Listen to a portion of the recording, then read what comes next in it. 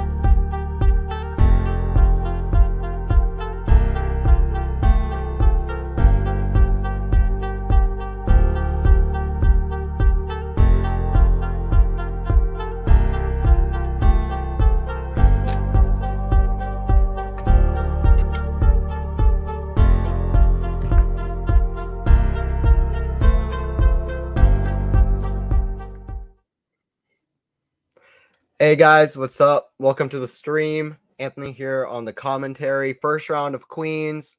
We've got RINDERKNECH taking on ALCARAZ. And this is not the matchup we expected. I was hoping to see Feast play ALCARAZ, but Feast pulled out this morning. So Feast isn't playing. It's going to be Carlos ALCARAZ taking on RINDERKNECH. And we'll see how that goes.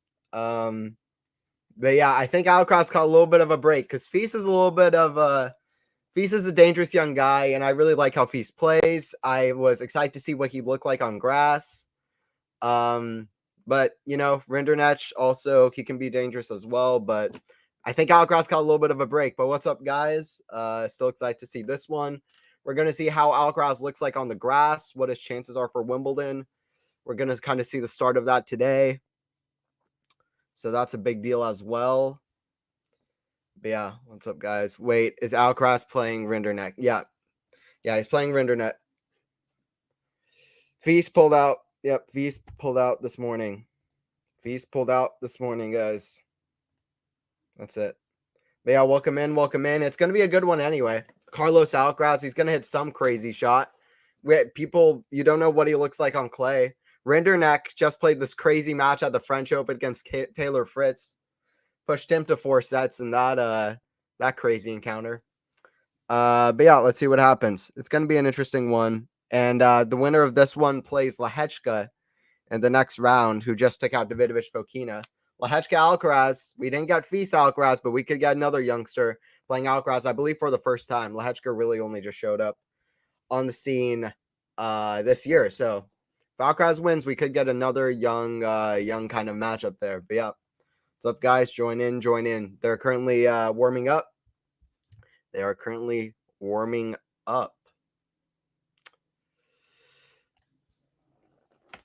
But yeah, when people talk about favorites for Wimbledon, you obviously Alcaraz, Medvedev, Tsitsipas, even Zverev coming back. All of these guys have to show up. But the problem is nobody's very confident about any of those guys on grass. So we'll see if Alcaraz can figure it out on grass. Because if he can, that's a big thing for the scope of what this year's Wimbledon will look like. He has the power. But Wimbledon isn't just power. It's far from. And he has the touch, but it's not just that either. Wimbledon and grass courts is a lot of different things. We'll see what Alcaraz has. But yeah, they're currently warming up. But yeah, I'll get that to you as soon as they come on court. Join in. They played one time before. US Open last year. Sorry, US Open 2021 in the second round.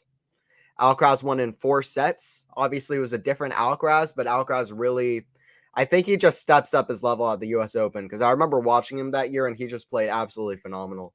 Like as if he'd played the event like 10 or 20 times already. Like it was his first time playing and the crowd loved him. Everything went right. And RINDERKNECH made it close. He had 6-3 in the first set in the tiebreaker. And Alcaraz came back and made it 8-6. RINDERKNECH will need to take his chances today, or else it's not going to be good.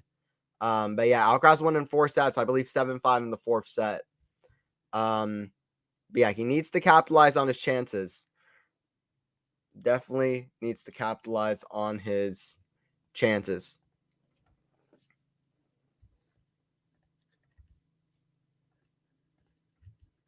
Yeah, RINDERKNECH currently 83 in the world, 27 years old, 6'5" guy from France. Tall guy. Has the serve. How's the serve for grass? But he's only 2-5 on grass courts, so not a great grass player so far. We'll see what happens in this one. RINDERKNECH, not a very great season either thus far. Not a great season thus far. He's 5-11 on the season. Alcaraz is, what is Alcaraz? He's a 35-4 on the season. So RINDERKNECH is 5-11. Alcaraz is 35-4. Feast had a positive win-loss percentage and had a great season so far. Feast would have been dangerous, so I don't know. I think Alcaraz got a little bit of a break, but let's see. Alcaraz isn't the most comfortable on grass, so I guess there's that, but it's going to be tough.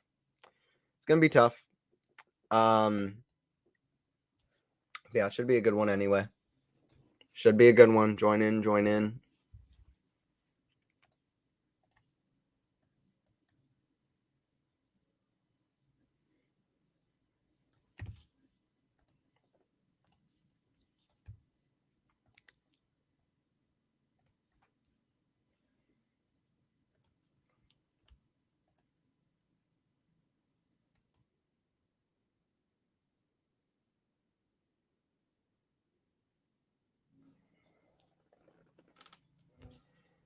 Players are currently still warming up. Match is about to start.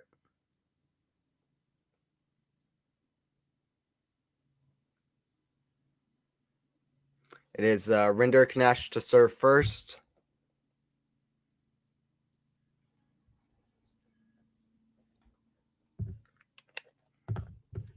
Rinderknecht to serve first. Anthony on the commentary. Join in. Hey, what's up, Carminu? What's up? What's up? Not sure this is the matchup everybody expected, but it's the one we're going to get. It's the one we're going to get. Let's try to enjoy it. Rinderknecht about to serve. Opening point.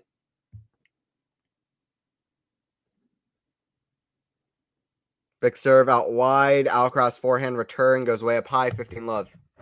Way up high. 15 love. Join in, guys. It's going to be a good one. Going to be a good one, guys.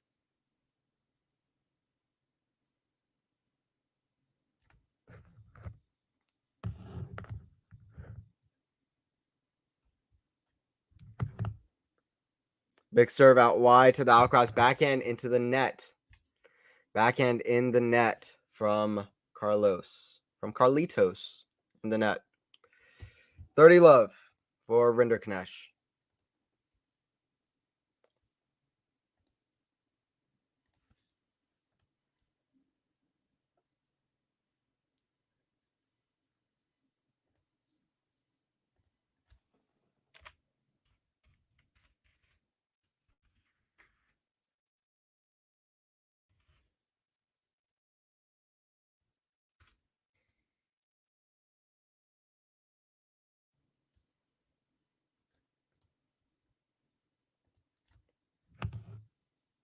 $30-15 here for Rinderknecht.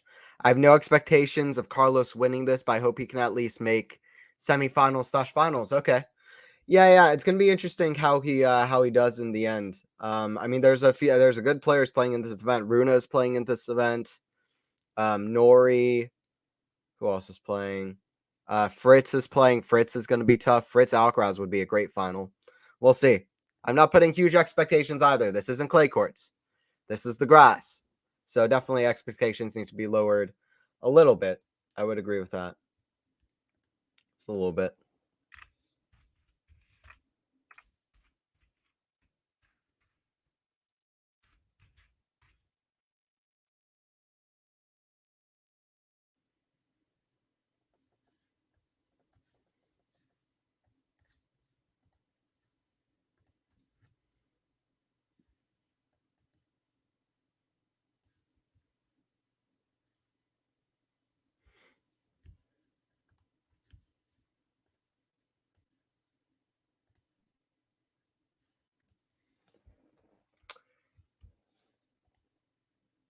Our first game here, we're early stages.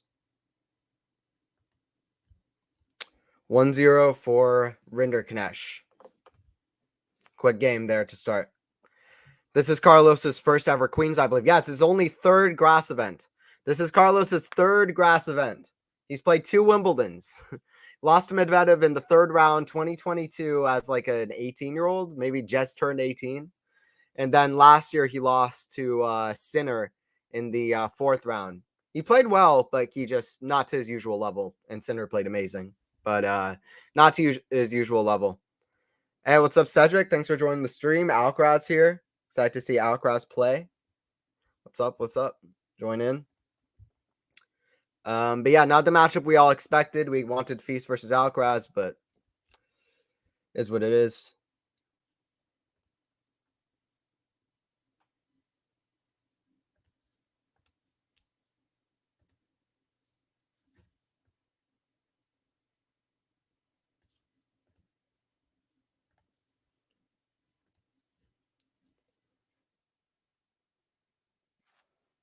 All right, 15 love, Alcaraz to serve.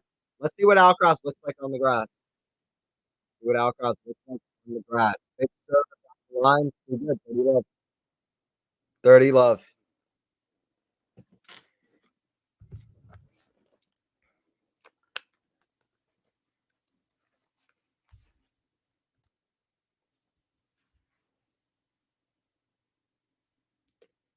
Serve from Alcaraz to the forehand of Rinderknecht into the net.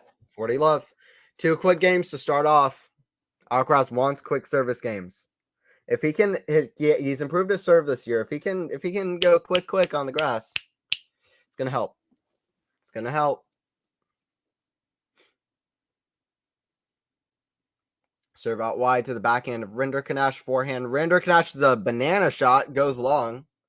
Kind of whipped around it, buggy whip, but goes long. One game to one. He's not going to beat Alcaraz with the flash and the shot making. You know that. It's funny. Both of these guys, or I feel like we're on the losing side of 2 of the most publicized matches at the French Open. We had Rinderknecht, who lost the match to Fritz when Fritz shushed the crowd.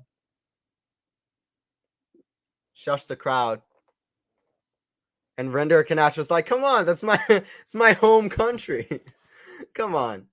And then you had Alcaraz, who lost the crazy match against Djokovic. Alcaraz not on a good run of momentum. His last 2 losses were very depressing, disappointing losses. He's not in a good momentum. He's had a fantastic season, best win-loss percentage of anyone on the season. Like I said earlier, 35-4, but he's going off of 2 very depressing results. Against 2 very different players. One against Morozhan in Rome, and then the other against Djokovic, Djokovic in the French Open. So a player outside the top 100 and the maybe the greatest player of all time. But his last 2 results, very disappointing results. We'll see what he looks like on the grass. Now, for Alcaraz's first event on grass. Carmina, did you see the news about Kontaveit? So sad that injuries have basically ended her amazing career. She's only 27, incredibly sad. I didn't see. Is she retiring? I saw a picture of Kontaveit with some big news, but I was starting up the stream. I didn't have time to look at it. I always like Kontaveit. Carmina, what's up? Tell me what's up. Give me the bad news. Something with injuries, I suppose. It's bad in any case. Left 30 here for Carlos. Serve Alcaraz forehand into the crowd, 15-30. Good serve from Rinderknecht. He'll need to serve well. Alcaraz, obviously an elite, great returner. He'll need to serve well. 6'5" guy, very tall. He can get the height on the serve. Not the biggest serve on tour, but he's got a good one. I feel like everybody in the top 100 now has a pretty elite serve outside of Jensen Brooksby. Volley's too good, 30 all. 30-30.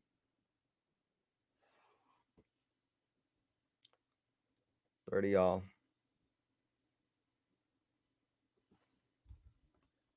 She's retiring at the end of next month after Wimbledon. Doctors say she can't play at a high level with her current age. That's upsetting. That is upsetting. Wow. That's unfortunate. She was number 2 in the world. Like a year ago? Less? That's hard. I hope she can come back. You know what I mean? Even chronic back injury. That sucks. Jeez. That's surprising. That's one of those Barty retirements where it just kind of shocks you, comes out of nowhere. Rinderknecht back in the lead in this game, 40-30. Serve to the backhand of Alcaraz, forehand volley to the backhand of Alcaraz. Ooh, he nearly had some amazing racket skills there. Had the hands to kind of have time on that shot and just kind of carve under it, but he didn't quite do that. Alcaraz is amazing at the kind of fake out shots. He looks like he has all the time in the world. It's kind of amazing. It looks like he has all the time in the world on every shot. It's incredible. That's sad about Kontaveit. Really is. Gotta appreciate the players while they're here, while they're playing. And that's fact. 2-1 for Alcaraz.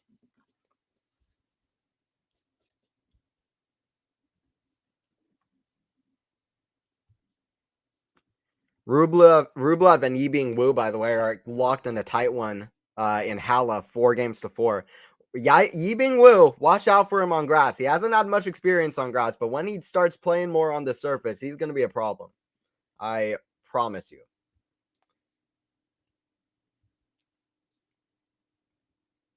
Then also Manarino and Brody, Liam Brody. Murray always likes to bully Liam Brody. He's currently losing 5-2 to Manarino. Be the butt of more Murray jokes, I'm sure, if he loses that one, even though Manarino's a talented guy. Rublev about to break against Wu. Early stages in this one, though, 2-1. Welcome in, guys. Welcome in. Anthony on the commentary. ALCARAZ versus RINDERKNECH. It's not the matchup we wanted. It's not the matchup we wanted, but it should be a good one. I'll never forget her run on the indoor courts late 2021, early 2022. She was unstoppable. Yeah, absolutely. I remember a match, I believe Sydney 2022, 14-12 tiebreaker. I forget against who. Another top player. It was Kontaveit. I'm going on a blank. Muguruza, someone. But anyway, there was an amazing match. 14-12 in the tiebreaker. Kontaveit just looked unstoppable. Didn't want to lose on the indoor hard courts. She looked so good. I love the way her game looks. I like her. She seems like a cool personality. I always liked her. She was never my absolute top favorite, but I did always like her. I always rooted for her. So that's forehand cross, the forehand of RINDERKNECH. Backhand cross from Carlos. Great shot. Great shot. If he can do that on grass and look as amazing as he did there, then he's going to be a problem. Let's see if he can keep that up. 15 love. His serve's improved. That's a big, big key for grass. Grass is first strike tennis. Either the return or the serve, whoever can start dictating off the beginning of the point, that's going to be key. And ALCARAZ, if he can figure out the serve, he can figure out grass.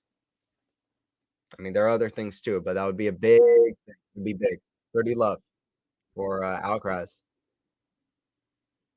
That St. Petersburg final against Sakura. That's it. Yeah. I'm a Sakura fan, but still, I mean, that was a great match. That was a great match. Sakura, probably a top 3 favorite women's player, but that was a great final. Yeah, that's super sad for Kontaveit. Hey, what's up, Ali? What's up, Ali? Join in. ALCARAZ on the grass. See how he looks. What's up, Ghost? What's up, Ghost? Join in. Join in. We're here for this one. ALCARAZ taking on RINDERKNECH, the number 2 player in the world. ALCARAZ will be number 1 in the world if he wins the title this week. If he can get past players like Holger Rune, Taylor Fritz, ALCARAZ will be world number 1. He'll be back there. Let's see if he can do that. Forehand return from RINDERKNECH to the forehand of ALCARAZ inside out. ALCARAZ forehand cross. So the RINDERKNECH forehand cross is out. 2 games all. 2 games apiece in this one. I hope she can have one last push at Wimbledon. I'll be rooting for her against pretty much anyone now. I say pretty much anyone because right when I said that, Venus, who I was watching yesterday, came to mind because everybody was like, oh, I hope Venus can do well at Wimbledon. But as long as she's playing like anyone who really has a realistic good shot, I'm rooting for her to kind of upset anyone. For sure. That's crazy. I hope she can come back from that or something, but 27 years old. I think it's been less than a year since she's been world number 2. Not much more than that. So, sad news. First serve into the top of the net. Who's next? You know, that's always the question. Who's next? Who's next to put up the racket? Serve into the backhand of Carlos is long. RINDERKNECH serve and volleys, and he leaves it. Serves and volleys, and he leaves it. Where are you from? I'm from Georgia. Not the country, the state, America. United States. United States. From near Atlanta, Georgia. ATL. Venus is playing Ostapenko next. I'm scared for V. Yeah, that's going to be tough. Ostapenko. Don't want to mess around with Ostapenko. Hey, what's up, Mark? Join in. ALCARAZ's first match on grass. We're watching it. Gauging how he looks. His serve is looking good so far. We'll see how he looks. Everybody wants to see who's going to step up and be a threat to Djokovic at Wimbledon. If there's going to be anyone. We'll see if ALCARAZ can be that guy. It would be pretty amazing if ALCARAZ loses to Djokovic at the French Open, then comes back and beats him at Wimbledon. Just saying. That would be quite the story. but it's 40 love. Nadal, people always said Nadal can't play Wimbledon. Alcaraz looks even like more like his game could fit for grass. So we'll see. We will see. And Nadal got to a Wimbledon final pretty quickly, by the way. I think he was a teenager, got to 2006 Wimbledon final. So I wouldn't count Alcaraz out quickly. Alcaraz guesses wrong. The serve, out wide serve, goes behind Carlos. Carlos doesn't get it. An ace for Rinderknecht, 3-2. Still early stages. Hope Alcaraz improve his conditioning. Yeah, absolutely. I mean, there's still, I mean, he's an amazing physical athlete, but there's still things he needs to improve. Like he said himself, you got to take his word for it that the nerves got to him, and it makes sense. I mean, all the pressure and talk that was around that match, it just makes sense. So I hope he improves how he deals with pressure too, because it's not the first time we've seen that. We want to paint pictures of players in our heads, but we have to take them at face value. And Alcaraz has given into pressure before. He's given into pressure before, so I hope he improves that as well. He's great mentally, he's great physically, has an amazing game, but whatever there are holes, we need to find them, and we need to look at them, because those are important. Those are important. But I'm rooting for Alcaraz to figure it out. I'm rooting for Alcaraz to definitely figure it out on the grass, because we want Wimbledon to be a competition. We don't want it to be a cakewalk for Djokovic. We want players to test him. We want players to test him. Didn't Cornet say Olympics 2024 was going to be her last tournament? I didn't hear her say that, but I've heard her talk about retirement before and wanting to give in the racket. I haven't heard that specifically, but I wouldn't be surprised. Cornet has the record for the most consecutive appearances at Grand Slam. She's been around a while. She's only 32, but she's been around a while. She's been playing a long time, so it's not that surprising to hear from her. She's also hasn't really cracked absolute top success. It's not like you're Djokovic 36, still number one in the world. So I wouldn't be too surprised. But yeah, the question is, who's going to be next? Olympics 2024. That might be Rafa. That might be Rafa. I mean, yeah, it's you don't want to speculate, because it's just like, why are we speculating on very specific events? But it seems like it would be a perfect kind of end for him. He did say 2024 would be his last year. But let's see.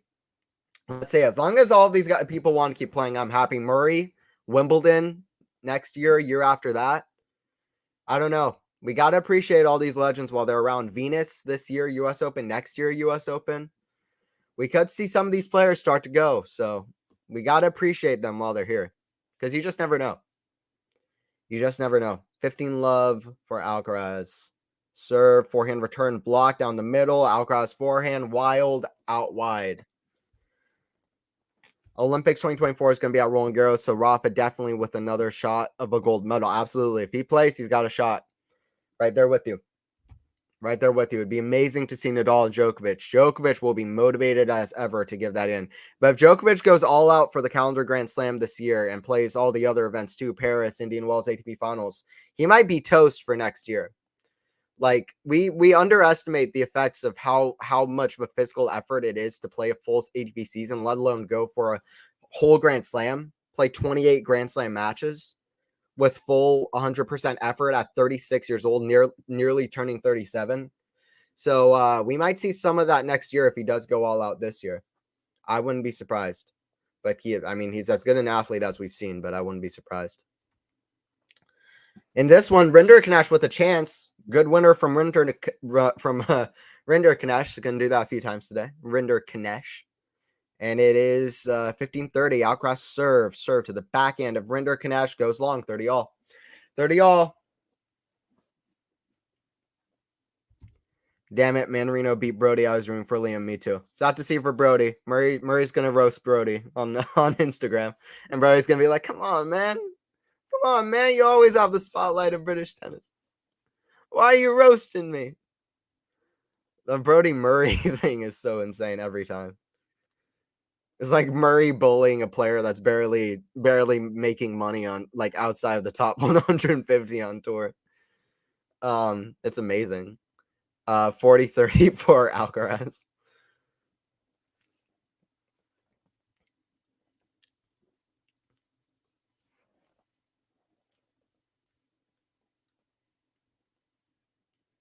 Big serve down the line is wide. 40-30. But yeah, I was rooting for Brody as well. Manarino, he always just shows up on the grass. He doesn't have anything for clay, and then on the grass, suddenly he's just like tearing it up. But kick serve down the line is a good shot. Alcaraz loves to switch up even on serve. You want to be creative on your serve too. People talk about being creative from the back of the court. The serve is the most important shot of the game. If you're not switching it up on serve and being predictable, then that's when it can fall apart. You don't want to be predictable on serve. Troll Andy is my favorite Andy. Absolutely. Murray's the GOAT. Murray GOAT. Mandarino is tricky. Ain't he? Yeah, he is. He's a weird player. He's like crafty, weird. Like his backhand looks so ugly. His backhand doesn't look very good, but it's effective. He's very talented. It's crazy trick shots. His forehand's pretty good. Like on grass, his game is just very crafty and just great. British tennis is mad at the moment. I hope players from UK can start getting results. Jack Draper. I hope Draper shows up. He looked like he was going to be great for British tennis, and now suddenly nowhere to be found. Emma Raducanu. She was looking good. I still have some faith if she wants to play that she could do something. You don't just win 10 matches at the US Open as an 18-year-old and then you're just like a nothing player. So I'm hoping a couple of those players show up, but it's not looking very good right now. Jack Draper, if he can get healthy, he's getting results. So Jack Draper, just please get healthy. Please get healthy. French tennis is looking awesome. Speaking of a guy on the court, French tennis is looking amazing. First, there's guys like Barrera, Rinderknecht, Les Dion, all of these kind of guys. And then there's also younger guys like Arthur Feast, who's supposed to play today. Another Arthur took his place, Arthur Rinderknecht. But there's Arthur Feast. There's Luca Van Osch, who's a very talented youngster as well, even though Feast is my guy. I'm just excited to see what he looks like.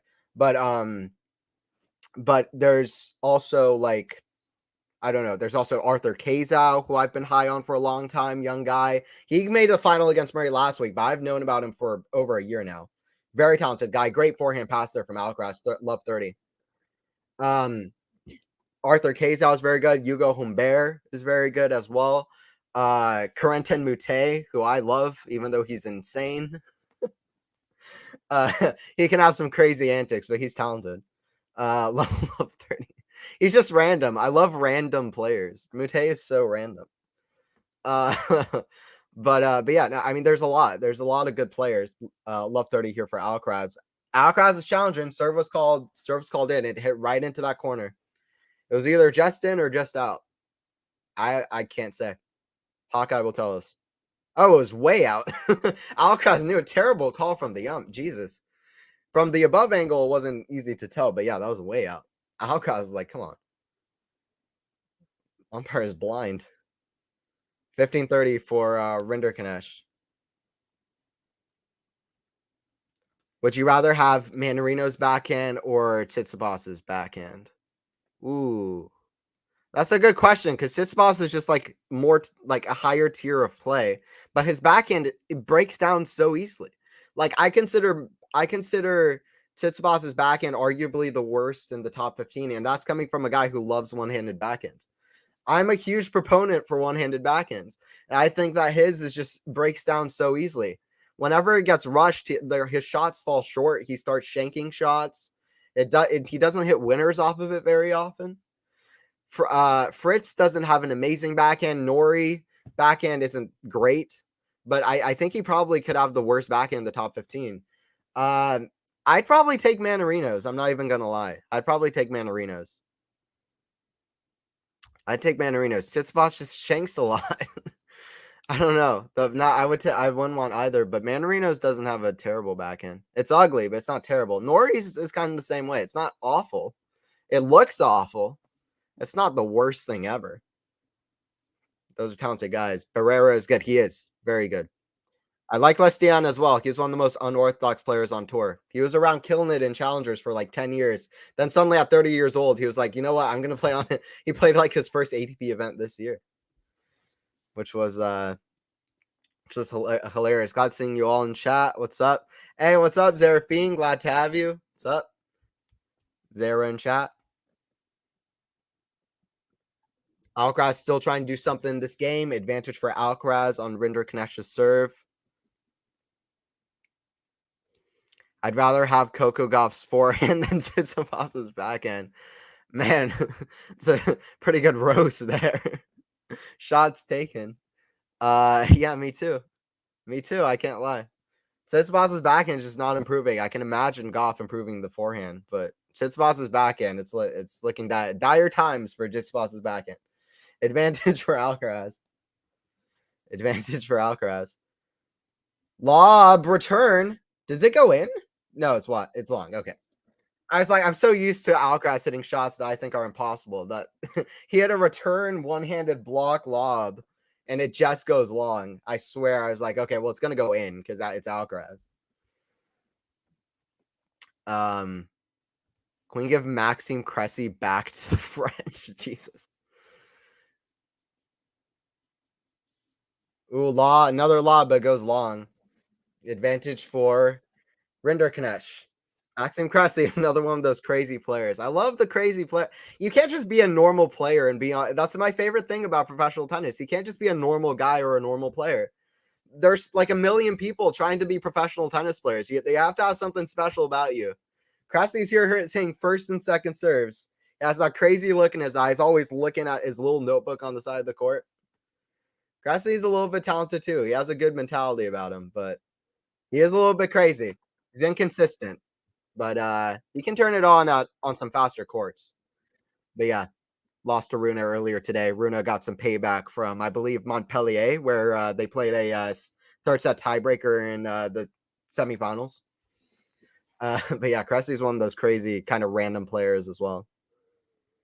Yeah, did y'all catch the Runa Cressy match? So boring. I don't know how Holger stayed awake.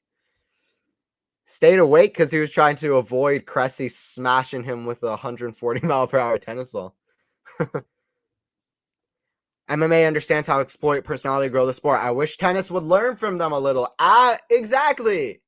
Please. Please, please, please. That's what we need. MMA kind of focus on the personalities, focus on two guys going head to head, what's going on inside a person's head. Tennis is boxing, but it's just a little bit more beautiful. It's a little bit more fancy and beautiful than boxing. It's not two guys beating like the living crap out of each other, but tennis is like, it's a one-on-one sport. It's a one-on-one mental sport. Boxing's not just physical, it's mental too, and that's the same thing with tennis. We got to learn from boxing for sure to bring out the personalities out of players, make it more exciting. Got to want to root for a player. They have personality. Yeah. MMA is great, by the way. Like the UFC, that stuff is insane. It's insane. I caught the end of the second set, and when I gathered, it was just all on serve. Yeah, it's that makes sense. Runa, huge serve. Cressy, obviously, is just like almost completely serve and volley. So Cressy, the last breaths of the serve and volleys from the 80s. Fun fact, Cressy had more double faults than aces. He's not even a good serve bot. It's not even it's a regular day in the office for Maxime Cressy, I think. That's crazy, Ghost. That's crazy. I will say this, Runa hit some lovely running passing shots. That was nice. That's cool. Yeah, he's very effective in his movement. He can hit some wild shots out of nowhere. Very good athlete. Runa is a very good athlete. Very skilled with his hands from difficult positions. Oh, Alcaraz, Rinderknecht slips on the baseline. I think he's okay. Alcaraz drop shot on the net, left 15. Drop shot on the net, left 15. We're about half an hour into this one. Half an hour into this one.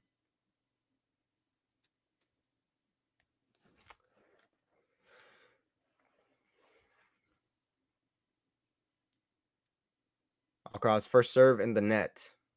Second serve coming.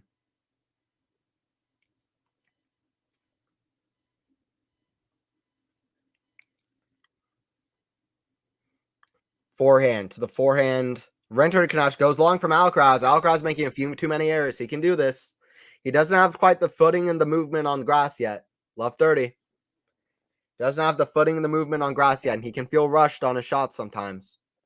He can feel rushed on his shots. He's still learning to navigate grass. This is only his third grass event, amazingly. He played Wimbledon 2021, 2022. He's never played a grass lead up. It's good he's doing it this year. They need experience, the young players. They need experience. I love the grass season, but I hate how short it is. Exactly. Needs to be longer, Disco. Needs to be longer. Serve to the forehand return of Rinderknecht. Backhand from Rinderknecht. Lob way up high to the forehand. Bit of a switch up just wide from Alcaraz. I think Alcaraz is challenging. Alcaraz is challenging, but I think he just hit it wide. Errors from Alcaraz. Good switch ups from Rinderknecht. Rinderknecht trying to win his third match ever on grass. Rinderknecht trying to win his third ever match on grass in his sixth event on grass. I wish grass had a Masters before Wimby. Me too. We need a Masters 1000 on grass. I've said it one time. I'll say it a million times. We need a grass Masters 1000. Dear ATP, everybody wants a grass Masters 1000. So weird. Wimbledon is so prestigious. And it's such a difficult surface. We need players to have experience on it so that we can get good play on it. We need a Masters 1000. Ooh, great get from Rinderknecht running back on the baseline. Smash from Alcaraz into the net. Great get. And one more shot back. 5-3. Okay, what's cooking? What's cooking here? 5-3. What's cooking here? Sinner last week lost in straight sets to Rusevori. Alcaraz this week in his first grass event. It's looking weird. 5-3. Rinderknecht. He's switching up. He's doing different plays. He's coming to net, volleying. He's hitting lobs to the forehand, putting him out of position. And Alcaraz is just hitting a lot of errors. Wow, Alcaraz putting himself in a hole. Yep, that's it. That's it. I'm a huge Stamp Fairtex fan. She's funny and a killer. Interesting combo, especially with the added feature of Thai Buddhism. Okay. Okay, Ghost. I hear you.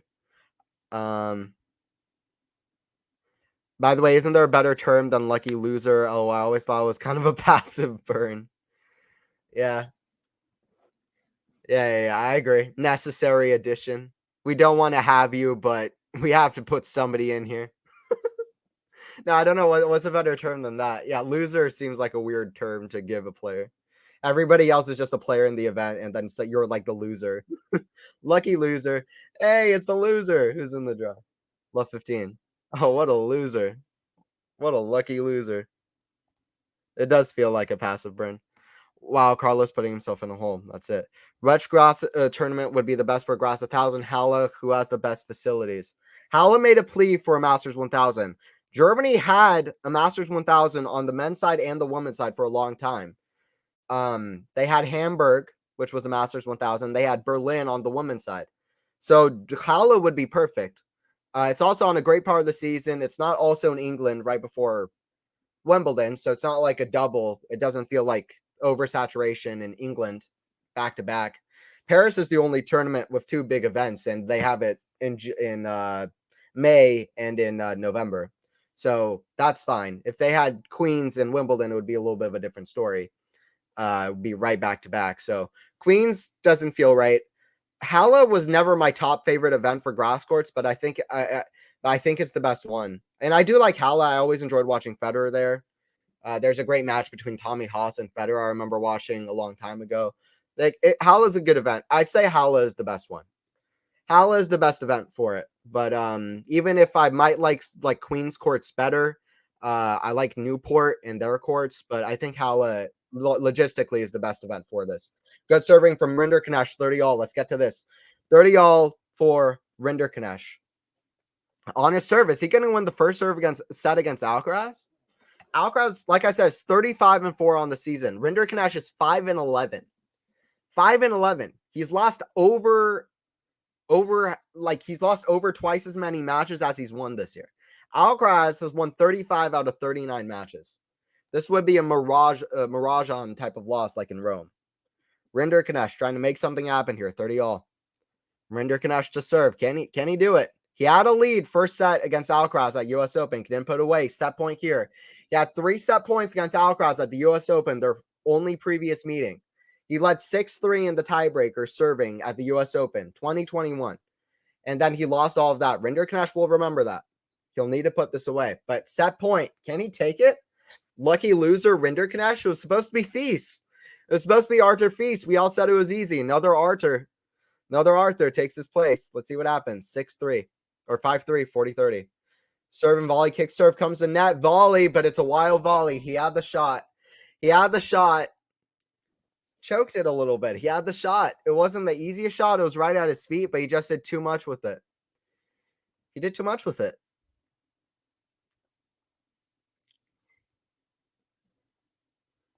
Carlos loses this match, and God help him at Wimbledon. Yeah, it's true. It's all these young guys. They don't have the experience on the surface, especially Alcaraz. This is only his third event. Crazy. If Carlos loses, just give Joe back the choker, save everybody at the time. Yeah, that's it. Big kick serve. Ooh, what a back return from Alcaraz past him. This first set, it could go just like that past Rinderknecht. When you're playing a player as good as Alcaraz, you need to take your chances. Hey, what's up, Jane? Thank you for the 5. I appreciate it. And do you have the capacity to do an occasional around the grounds score update? Yeah, for sure. Yeah, I'll do that after this changeover. Good call, Jane. A lot of matches going on today. I'll do that after this game. Break point for Alcaraz. 6-3 is a pretty bad beat for Alcaraz. Not what you expect from a genuine number one. Well, he is number 2 right now. Djokovic did get number 1 after RG. Another backhand pass from Alcaraz. Alcaraz number 1 right now, Ghost. But yeah, Djokovic number 1 right now, Ghost. But yeah, 6-3 wouldn't be great, but it's not going to be 6-3. Alcaraz breaks. Alcaraz breaks. He can get wild with errors sometimes. He kind of gave that to Rinderknecht. He'll need to play better. Hit less errors. Yeah, Jen, you're talking about scores update. Let's go around the grounds. Halle Queens, and all the scores going on today. Yeah, no problem, Jane.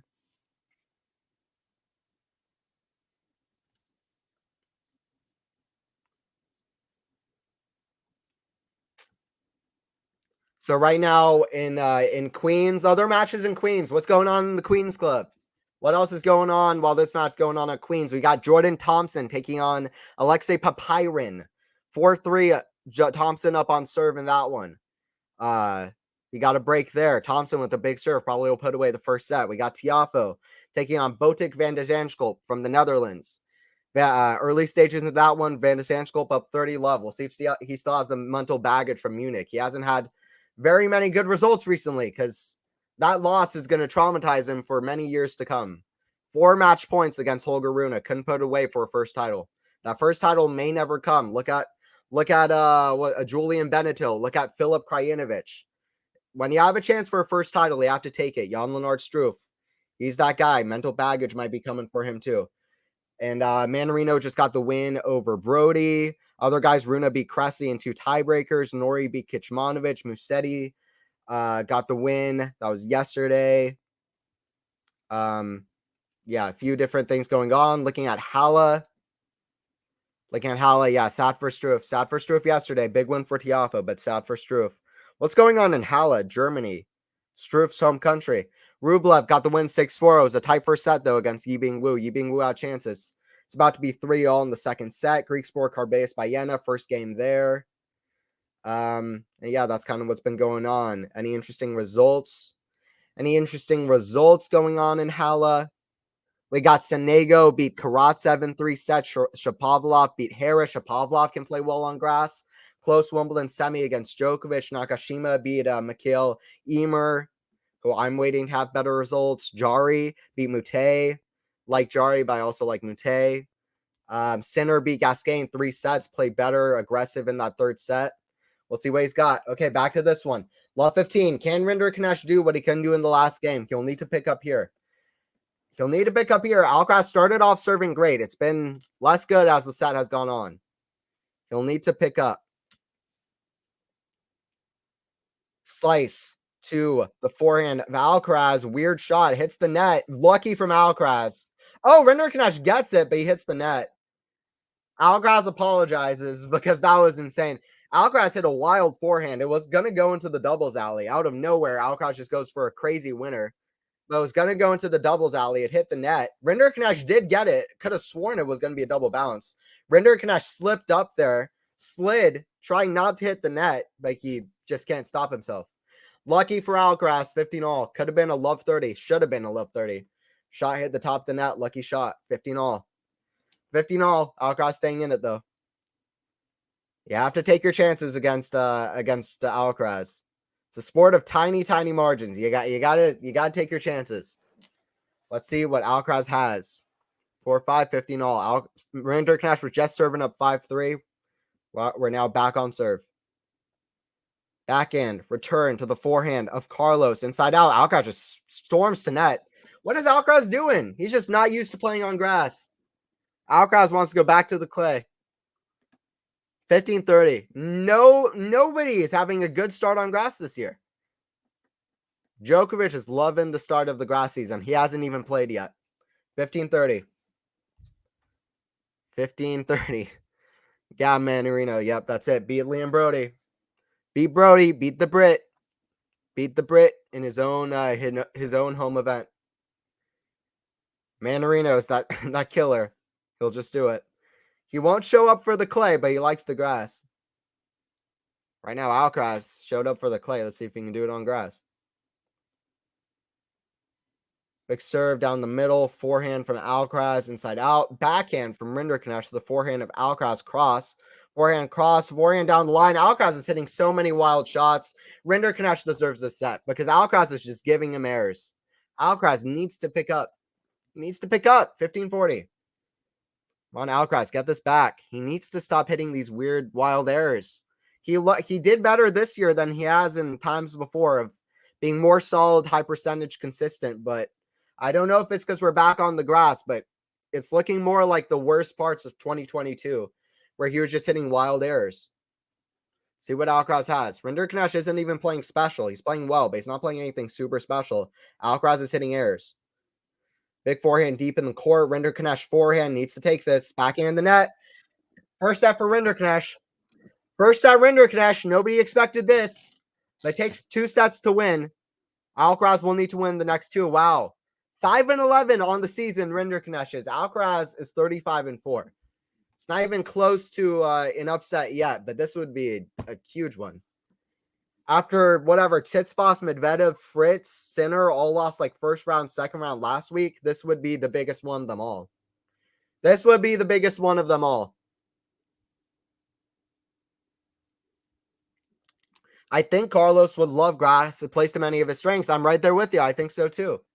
He likes the aggression. He likes taking control. He likes the touch. He likes the net play. He likes the he likes the touch shots. It's weird. It's weird that he can't figure it out. He just can't quite figure it out. Super strange. Super strange. Agreed, Ghost. Biggest thing to work out on for grass for him, movement and slice. Yep, absolutely. Movement and slice. And not feeling rushed on the surface too, I would add in too. But movement. I think movement's his biggest thing. He says that movement is the hardest thing. He does feel comfortable moving. Carmino, Carlos. Too many errors. Come on, Carlos. Pull together. Carlos can get it second set.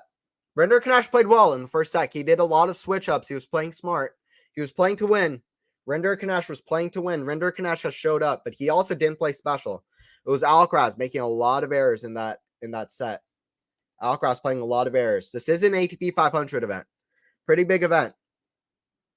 Let's see what the winners and errors are looking like. It says 3 unforced errors for Alcaraz. That's absurd. It was way more than 3. What do you mean by unforced error? Because there was like 13 unforced errors, not 3. And there are 13 winners from Alcaraz, 10 for Rinder. I don't know. The stats are kind of backwards for me. There's no way that he might have hit 13 winners, but he hit more errors than he did winners at Alcaraz. 3 aces for both. 50% first serve percentage for Alcaraz. That needs to go way higher. Second serve points won, 40%. I mean, not anything amazing from both, but Alcaraz will need to hit less errors. Alcaraz needs to hit less errors. He needs to make more first serves in. Needs to play smarter, hit less errors. That's it. ATP world number 2 versus world number 83. When's the last time a world number 83 beat the number 2 player in the world? Well, I guess Alcaraz. Alcaraz in Rome. Could have been the last time that something like that's happened. Alcaraz needs to not have these kind of matches if he wants to become like a super dominant top player. He just can't have it. Man, Federer had a beautiful slice, employed it masterfully in so many Wimbies. Federer, to me, still the best grass court player of all time. Just the way he dominated on grass and the way Djokovic is getting up there too. He'll probably win 9 Wimbledons. But for me right now, just the way Federer played at Wimbledon, it's just like, wow. It's just amazing. And yeah, Federer had an amazing slice, amazing drop shot. Amazing drop shot. Yeah, for me, it's Federer on grass, Nadal on clay, and Djokovic on hard. And Djokovic in general looking the best of all of them. Ooh, shot hits top the net, goes back on his side. 30 love for Rinderknecht. I think Federer's backhand slice is my gold standard for that shot. That's totally fair. I agree. He had an amazing slice and an amazing drop shot. Amazing drop shot. Marajan, yeah, I don't remember his ranking. He was like right outside the top 100, but he only got there through challengers. I believe Rome was his first ATP main draw. Either first or second. Crazy match there. Federer on the grass, like no other. Like no other. 7 Wimbledons won between like 2003, 2012. 12 Wimbledon finals in 16 years. Federer just dominated against very good grass players. Federer on grass was different. He was different. 40 love for Rinderknecht. Another quick start here. Quick start here in the second set. Rinderknecht needed it not to lose momentum after that first one. He's not letting up as Rinderknecht. Big smash, wide put away. Okay, 1-0 Rinderknecht, and you better believe Rinderknecht came to play. Rinderknecht came to play.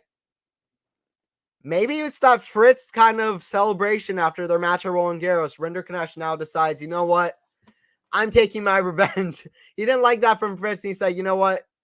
I'm going to win all my next matches so my opponents can't celebrate like that. I don't know. Maybe that's what Rinderknecht is thinking. Like, I didn't like losing. That sucked. That sucked. I don't know. It's crazy. It's crazy. Like I said, both these guys played very kind of publicized matches at the French Open. Alcaraz is coming with bad momentum into this match. Alcaraz, even though he's had an amazing season, like I said, best win percentage for the season, 35-4, his momentum isn't there. And you can hear it in the things he's saying. The last 2 losses were about as depressing losses as he's had in the last 2 seasons. Zverev at Roland Garros 2022, and then maybe his last 2 losses. It could be the worst losses he's had. Against Marajan, who had never won like an ATP match or whatever, like came out of nowhere, beat him in straight sets in Rome. And then Djokovic cramped up against Djokovic in 4 sets at French Open. Oh, what a pass. Forehand pass from Rinderknecht. He apologizes. What a shot. Love 15. He came to play. Rinderknecht has an amazing mentality. Rinderknecht has an amazing mentality. He held last year quarterfinals against Carreno Busta, 18-16, the tiebreaker, or 1917, something insane. Saved 7, 8, 9 match points. That was one of the wildest moments in tennis I've ever seen live. Saves like 9 match points against Carreno Busta, 1917 tiebreaker in Cajon last year. Rinderknecht will not let up. He has an amazing mentality, and he's come to play today. Wow, 2-5 on the grass, but he's shown up. Backhand down the middle, forehand out wide. Did it catch the sideline? It might have just missed from Alcaraz. Alcaraz frustrated. Love 30. Alcaraz has not found his game. This is so weird so far. So weird. Alcaraz hitting too many errors. Too many errors. World number 2. World number 2, 35-4 on the season. This is absurd. Ashley. Hey, what's up, Ashley? How's it going? You came in for a weird one. Weird time. Alcaraz needs to get this back quick. Momentum is all with Rinderknecht. So many errors. And not making any first serves. First serve in the net. Love 30. Maybe it's pressure. It's nerves. Even off French Open. He's looking... He needs to have more fun on the court. He's not looking happy out there right now. He's best when he's happiest. Backhand pass. Alcaraz there with the volley. Backhand volley. Backhand drop volley. 15-30. 15-30. There may be an emotional hangover for Carlos. In his mind, I don't lose. My body failed me. That's tough to chew on. Yeah, and I feel like he's accepted that it was partially nerves that caused it. But yeah, I agree with you, Ghost. I mean, I think there could be an emotional hangover. That was an absolutely monumental, massive match. There was so much hype. There was over a year's hype for the next Alcaraz-Djokovic match. People were saying these, until Medvedev earlier this year, who at least got somewhere in the conversation, they were up and away the 2 best players in the world. People kept saying, who's better, Alcaraz or Djokovic? Let's see it one more time. And Alcaraz had the pressure of going up 2-0 on Djokovic. He had already beaten him in Madrid. He couldn't do it. His body gave up on him. And this is what we're seeing, and we're seeing now. Alcaraz has given into pressures before. What I like about Alcaraz, he's honest about it. Alcaraz isn't just this unstoppable guy. He feels pressure like everybody else. And maybe more so than some other young players too. We got to gauge what Carlos is like. He's very tough mentally. But he's not... Nobody is Superman. Nobody is Superman out here. Only Djokovic, Australian Open 2012. I remember a commentary there. We haven't had anyone closer to Superman in our sport. Backhand return into the net, 40-30. What do we got here? Alcaraz just isn't comfortable on grass, but he'll get there eventually. He's got time. I agree. I'm right there with you, Ashley. I agree. 40-30 for Alcaraz on his serve, but right, he needs to find something here. So many errors. He needs to be more high percentage. Backhand down the middle. Alcaraz forehand inside in. Forehand from Alcaraz is a drop shot right near the net. Rinderknech is there. Slice down the line. Lob from Alcaraz. It's too good. 1 game all. Okay, a little bit better from Alcaraz. He unloaded with a forehand inside in, kind of down the line. When his forehands down the line is working, it's good. And then the drop shot was pretty good. Lob was pretty good. It's a confidence point for Alcaraz, but let's see if he gets it together. Grass is just so pretty. I just love watching on TV. Can only imagine how it feels in person. Yeah, I love it too. They built a grass court, artificial grass court right near where I live. And it's awesome. I need to play more on there, but it's awesome. It's not like natural grass like Wimbledon, whatever, but it's still it's cool that they built one. Grass is awesome. It's so much fun. It's so much fun. They got to build more grass. I'm super lucky that they did that. They got to build more. Super great surface. Backhand smash. Even Alcaraz can't get that. Even Alcaraz can't get that. You better believe. Alcaraz cannot get that. It's not going to be it for Alcaraz. 15 love for Arthur. We were expecting Feast versus Alcaraz, the battle of the young guys. But Feast had to pull out. And it's Alcaraz now, who I was thinking he got unlucky that Feast pulled out, but Rinderknech showed up. Alcaraz almost hit a cool shot there using his wrist to control a forehand pass, but he hits in the net. 30 love. 30 love. Actually, I'm Superman. I just need you. Okay, guys. I won't tell anyone. 30 love. 30 love. Crazy comment. I'm Superman. 30 love. Yeah. Alcaraz, he's not impenetrable to nerves. You know, he's not. And nobody is. Even Djokovic. We saw it at the U.S. Open Final 2021. Good backhand volley pickup. Backhand pass from Alcaraz. Slightly better in this game. Just slightly better in this game. Let's see what Alcaraz is made of on the grass courts. Let's see what Alcaraz is made of on the grass courts. Thank you guys for joining in the stream. Don't forget to like and sub. QualityShot Tennis. QualityShot Tennis. It's the brand. It's the name. 30-15.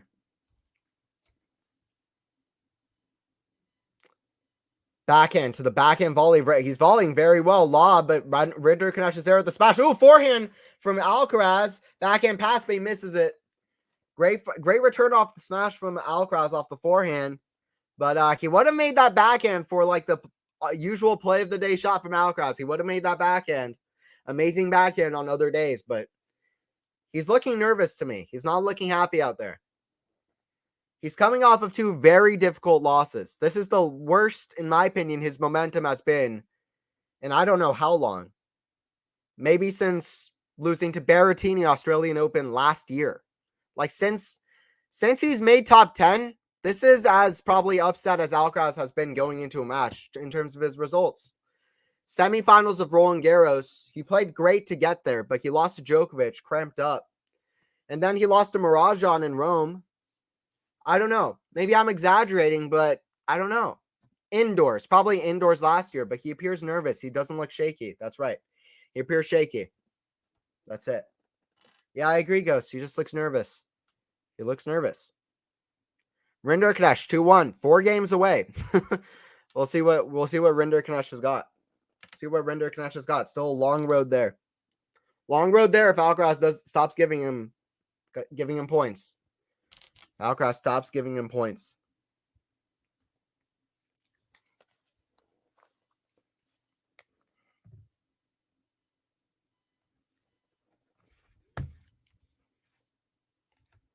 We are early stages in this one.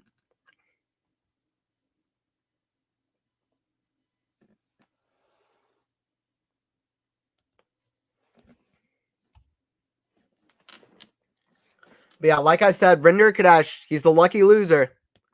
He's the lucky loser in this tournament. I mean, there's a little bit of an asterisk, though, with his lucky loser. There's a little bit of an asterisk because Dimitrov is the guy who beat him in qualifying. Dimitrov should never be in a qualifying, period. He's in like the top 25 in the world. Dimitrov should not be playing qualifying. He lost to Grigor Dimitrov. So I'm okay with him getting the spot anyway. He's played well. He hasn't had many big splashes this year. Like I said, 5-11 on the year. His best wins are his first match that he played all season, United Cup. He beat Francisco Cerundolo in straight sets, United Cup. He beat Gasquet in the first round of Roland Garros, which is a good win. It's not an amazing one, but it's a good win. Those are kind of his best wins so far. He beat Jan Lennard Struff in a challenger to make his only semifinals this year, challenger or ATP. He's 2-5 on grass in this career. This would be a Marajan type plus for Alcaraz. Maybe not quite to that level. We know more about Rinderknecht, but and Alcaraz on grass is not Alcaraz on clay. But this is Alcaraz's first time playing Queens, and that was Alcaraz's first time playing Rome. There are similarities. Whenever Rinderknecht has done it even well, it's too much for Alcaraz. He's hitting errors and being too quick on his shots. Alcaraz needs to slow down, play high percentage, and stop going for too much. He hasn't even tried high percentage tennis. He's only been going for winners.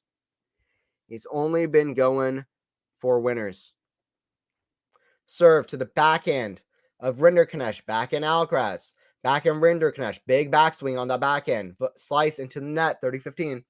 30-15 Alcaraz, great turnout in London. Rome, Paris, take note. Yep, that's it. Great turnout. Yeah, Queens shows up. Queens is one of the best tournaments all year. It's one of my favorites. I love the grass of Queens. It's my favorite. It's my favorite grass courts that there are. Is the Queens Club. Wimbledon is my favorite tennis event of the whole season.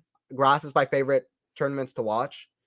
But Queens, the grass is just unrivaled. Grass is unrivaled. Always looks so great. Ostapenko just won. Let's go. Let's go, Ostapenko. Queen Penko. She knows what she has to do. Ostapenko gets it done. 45. 40-15 for Arthur Rinderknecht. Big serve out wide's an ace. No chance. Impossible serve to return. 6'5" height to get a kick serve out wide. 2 games all. Impossible serve. Federer. Federer's the GOAT. One of the GOATs. I don't want to say Federer. Make me sound weird now. Federer's still the GOAT. He plays the most beautiful tennis that there is. That'd be awesome. I just come on stream and only talk like that for 2 hours. Federer's awesome, though. And for me, he's still probably the best grass court player. Novak's probably the GOAT, but Federer on grass is still insane. Alcaraz looks like he's under duress on grass. You can't tell it. Ain't his vibe yet. Yeah, he's looking like he just hasn't found it. It's like Medvedev on clay. He just doesn't like it. And when you're a top player, you can't just go out. You can't just not play or give your all because you don't like it. Like, you need to try your best. Ooh, great scrambling from Alcaraz. Too much pace from Rinderknecht. Gets it past him. Yeah, Alcaraz hasn't found it on the grass. He's feeling rushed. He's not getting the timing on his shots. He's not getting the footing on his shots. He likes the time to set up his shots and be crafty, be creative. Even when he's being aggressive, he likes, I don't know, he likes being aggressive from difficult positions, running around.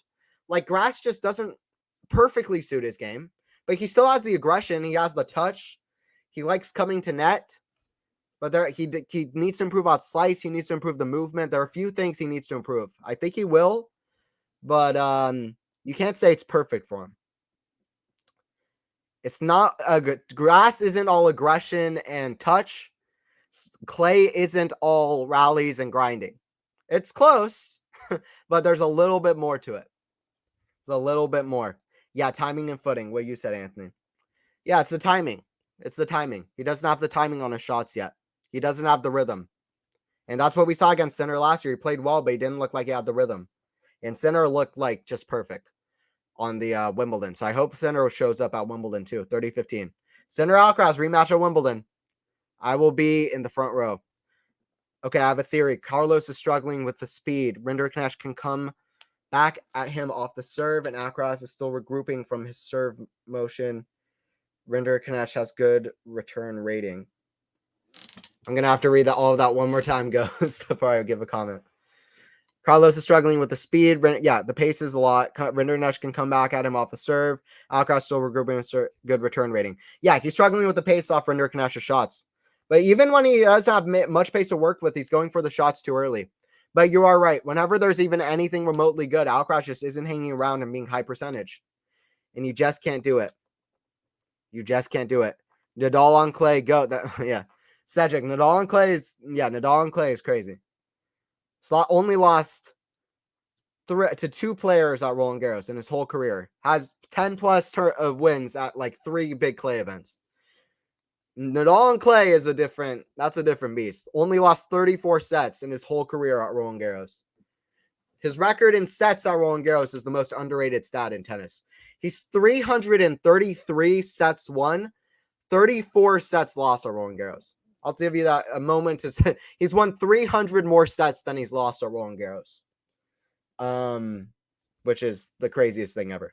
All right, a tiebreaker about to start between Rublev and Wu, by the way, in Halle. Greek Sport has the lead against Carballés Baena. Let's go, Greek Sport. It's unsurprising though. Greek Sport with the momentum and confidence off of his win last week in the Netherlands home event, and Carballés Baena awesome on clay, not as good on grass. Tiafoe also played well last week, 4-1 on serve, but 15-30 in the service game, but still double break lead serving over Van Jamskolp. Thompson, who also played well last week, 6-4 2-0 on Papyron.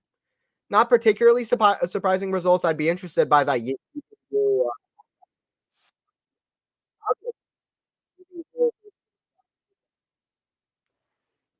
But yeah, Alcaraz though has had a great season. I keep going at Alcaraz's last couple of results, and I think it is notable that he's not coming in with great momentum to this match, but he has had a great season. He's won 2 Masters. He's won 2 Masters events. He won Indian Wells, playing just out of this world. He won what else did he win? He won Madrid. He won Madrid and Indian Wells. Surprising one of those is in Miami, but Sinner just showed up in Miami. Sinner showed up in Miami with a mission and got his first win over world number 1. I'm hoping we see that version of Sinner again. But he's had 2 Masters events. This year we played 5 Masters events. Ooh, volley backhand from Alcaraz, open court, it's a winner. Good point there. 15 love. Hung tough. But 5 Masters events this year. Medvedev wins 2 of them. Rome and Miami. Alcaraz wins 2 of them. Indian Wells and Madrid. And then Rublev with the other one. A deserved win for Rublev. That's been the story of the Masters events this year. Alcaraz and Medvedev, they've been the 2 guys. Djokovic has been the guy at the majors. Alcaraz and Medvedev, they've been the guy at the Masters. Djokovic has got it at the majors. 30 love for Alcaraz. Can Alcaraz pick up? I feel a little bit of energy picking up. Alcaraz needs a smile on his face. Alcaraz is 10 times less the guy he is when he has a frown on his face playing. Alcaraz loves tennis. He needs to enjoy himself. 40 love. Now what I called in my head now is Tommy Paul pressure. It's that Tommy Paul match in Canada. He came out of that match. He said, you know what? I was feeling too much pressure. I wasn't happy on the court. I lost to Tommy Paul in Canada. It's the Paul pressure, Tommy Paul pressure. Alcaraz can feel it. You need to get out of that. There are a few things I'm still gauging with Alcaraz, and pressure is one thing that he can feel. He can feel. Tiafoe, yeah, Francis top 10. He's really surprised me since the US Open with just how good he can play. I knew he's a special player. I knew he's a great talent. I knew he would get top 10 eventually. Or I thought so. I didn't know it, but I thought so. I didn't think he'd get it this quick, and I also didn't think his peak is as high as it is. The way he played this week and the way he played at the US Open last year really blew me away. I am recalibrating how good I think that how good Tiafoe's best results at big events will be in the future. I like Francis to do well at Wimbledon. I'm right there with you. I think so as well. Tiafoe is my dark horse for Wimbledon finals. What was it? 2019, he beat Tsitsipas in 3 straight sets. That was that time when people didn't know for sure that Tsitsipas was a guy who wasn't going to be doing very well at Wimbledon. So that was impressive. Tiafoe's one to watch. 3 games all. Alcaraz fist bumps. We want to see a fist bump. We want to see a smile. He's looking too serious out there. Alcaraz and Medvedev, they're 2 guys who can't be looking too serious out there. They gotta be stirring stuff up. They gotta be doing crazy stuff. Djokovic too. All 3 of the top best players in the world, they're not their best when they're just super serious and like just not doing anything. They when they're entertaining, Alcaraz falls on the floor and is smiling. When he's running for shots, fist bumping, giving yells, excited out there. When Medvedev is making a crowd a little bit upset, going out of crowd. When he's being mean Vadev, doing these crazy kind of antics. When Djokovic is kind of going out of crowd, doing his usual thing. That's when these guys play their best. Alcaraz needs a smile on his face. He needs to be doing something. Get something to lift him up.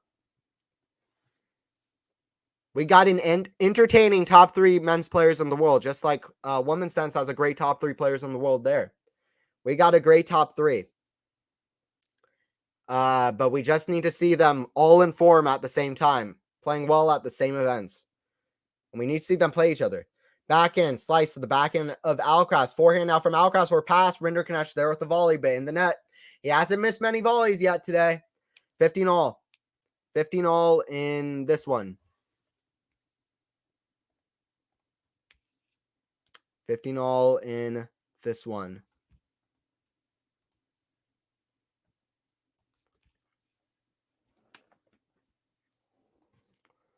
Gotta work. Hey, thanks, Ghost, for the 2. I appreciate it. Gotta work. Thanks for the call, Anthony. Peace. Yeah, no problem. Yeah, it's gonna be interesting how this one ends off. Alcaraz Rinderknecht. I'm sure you'll check on the score later. But yeah, see you later, Ghost. See you later, Ghost. Hope you join in for my next one as well. Always good to have you.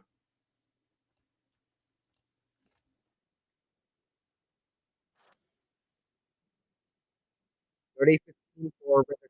Scoreboard is a little bit behind for some reason.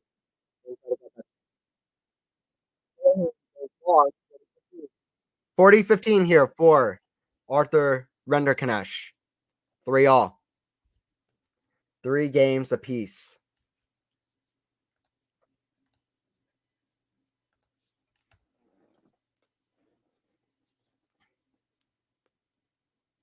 Big serve down the line, lob way up high. It's long. 6-4, 4-3 Rinderknecht. It's always good to serve first. Wow. 6-4, 4-3. A little bit surprising.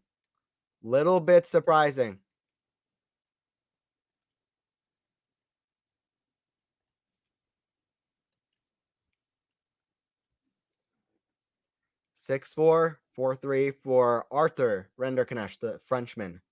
And what would be a very surprising kind of match here.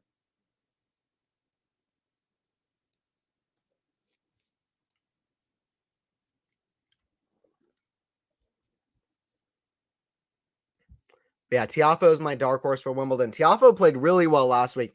I'm curious, who are the guys? Who guys do you is a name that you're looking out for? Here we go. I guess scoreboard's back 4-3. Who's a guy who you think is a dark horse for Wimbledon? Who's a guy who you think is kind of a dark horse for Wimbledon? I'd be curious to hear. For me, Tommy Paul, I'm hoping he gets it back, although he's been disappointing with his results so far. He played really well at Wimbledon last year. Tommy Paul is a guy who I like. Ben Shelton. Wu Yi Bing, I think, could do something. Rublev, I don't know if he's a dark horse, but nobody's paying attention to him. Fritz, Sinner. Those are top 10 guys who I like doing something. Hurkacz, I don't see many people talking about him. Like, he's one of the guys I can at least see making it close against Djokovic. They played 4 sets, 7-6 in the 4th set at Wimbledon, I think a couple years ago. He pushed Djokovic to the 3rd set tiebreaker on a fast court in Paris. Hurkacz likes playing out Wimbledon, made a semifinals there a few years ago. When beat Federer in his last ever professional match, that counted for points. So last ever singles match. So Hurkacz can play well at Wimbledon. I think Hurkacz is a little bit of a dark horse. Wu Yibing, I think, is scary. How is he doing in his match? Gonna look that up right now. Playing against Rublev, or he was. Okay, Yibing Wu took the second set. Wu Yibing is somebody to watch on grass courts. His game is perfect for grass. He loves playing right on top of the baseline, getting great pace on his shots. Wu Yibing, he's dangerous on grass. He's gonna be dangerous on grass. Gonna keep an eye on that third set. He's another dark horse. Alcaraz serves and volleys. Not a great volley. Lob over Alcaraz. Smash. Alcaraz got lucky. Alcaraz got lucky because that wasn't a very effective play, but 30 love. 30 love here for Carlitos. The young Spaniard trying to come back in this one. Make this 3. This should be Alcaraz's match all day. Rinderknecht has played well. He hasn't played special. He hasn't played out of his mind. Mirajan and Rome kind of played out of his mind. Not quite from Rinderknecht. Alcaraz making a lot of errors. Alcaraz backhand cross to the slice of Rinderknecht. Forehand from Alcaraz inside out. Alcaraz on the run. Forehand to the forehand of Rinderknecht. Alcaraz slips. Can't get to the next shot. 30-15. But I think Alcaraz is okay. Alcaraz is fine. Just slipped up a bit behind the baseline. Jane Lehechka. Ooh, that's a good one too. Lehechka. I'm there with you. I think he got the win today. And he did. He did. He'll play the winner of this one. We didn't get Feast Alcaraz. If Alcaraz can get the win today, then we'll see another fun one between two young guys. Lehechka Alcaraz. Lehechka plays well on all 3 surfaces, it seems. So Slice is in the net on the return from Rinderknecht. Lehechka is good on all 3 surfaces, I think, Jane. He grew up on the clay in Czech Republic. He says that's the one he's most comfortable with, but he's also mentioned that grass courts, clay courts, or grass courts and hard courts with his big game, big forehand might be the best for his game. He's an all surface player. Big backhand is out on the return for all, but that's a good one. I agree. Lehechka is also a big one. Tiafoe is looking motivated. I can't think of a better word. He's looking motivated. 4 games apiece. Who's looking motivated for Wimbledon outside of Djokovic? Only Tiafoe. Tiafoe's the only guy who's shown up with where you can be like, oh, he's looking like he could really make a deep run at this event. Like we think guys like Sinner, Fritz, Alcaraz could do it. Medvedev maybe. But we're not like super hyped from what we've seen this so far. Tiafoe's the guy who's shown up so far. in the season. Griekspoor as well. Griekspoor played great last week. And Struff as well. Struff is a dark horse too. 15 love for Rinderknecht. Volley put away, swing volley. If not the title, he's a dark horse to go far. But we'll see. There's not many guys. Come on, Alcaraz. Let's go 3. Alcaraz. Bring it back. Let's go, Carlos. All the way. Let's go, Carlos. Bring it back. Bring your great shot making back. Rinderknecht is 6 points from taking this. Just saying. It's still a long way. Or it's a way away, but still needs a break. Ooh, great shot from Carlos. The first great shot we've seen from Alcaraz. We haven't seen many. He just waited on that shot and used his wrist to really just wait on and carve around it on the backhand. He just carved around that shot. Great touch, great feel, great hand skills. 30-15. Great wrist control there. Great wrist control, 30-15. He did something there. Can that give him confidence? Just enjoy yourself, Carlos. I think Carlos likes it when he's showing off his skills a bit. Show off your skills. Hit a tweener. Hit a behind the back. Ramp up the crowd. Get a smile on your face. Get edgy. The problem with pressure is when you're just like completely just stone cold. Backhand pass is long. 40-15. It's not Alcaraz's day. So far anyway. It might be nerves. But it's not Alcaraz's day so far. 40-15. First time playing in the Queen's Club, but this should be his match all day. World number 83 versus world number 2. This would be a massive upset going into Wimbledon. Ooh, backhand from Alcaraz. Goes long. 5-4. This is the only grass tournament that Alcaraz is scheduled to play up until Wimbledon. He's in the Boodles exhibition. I guess he'll have a little bit more play on the grass versus some top guys, but He'll want more match play going into Wimbledon if last year is anything to judge. These are a crucial few games for what is going to be this part of Alcaraz's season. Right now is a crucial part for Alcaraz's season. He's not going in with great momentum into the grass season. We'll see if that continues during the grass. Thank you guys for joining. Don't forget to like and sub.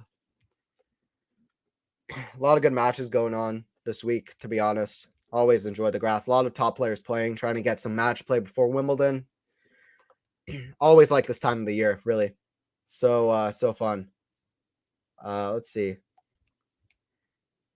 Hey, what's up, Lexi? Lexi's the GOAT. What's going on with Alka? I can't tell you. He's hitting a lot of errors. First sec, he was hitting a lot of wild shots. So all I got to say, Alcaraz was hitting a lot of wild shots. And Rinderknecht was playing well.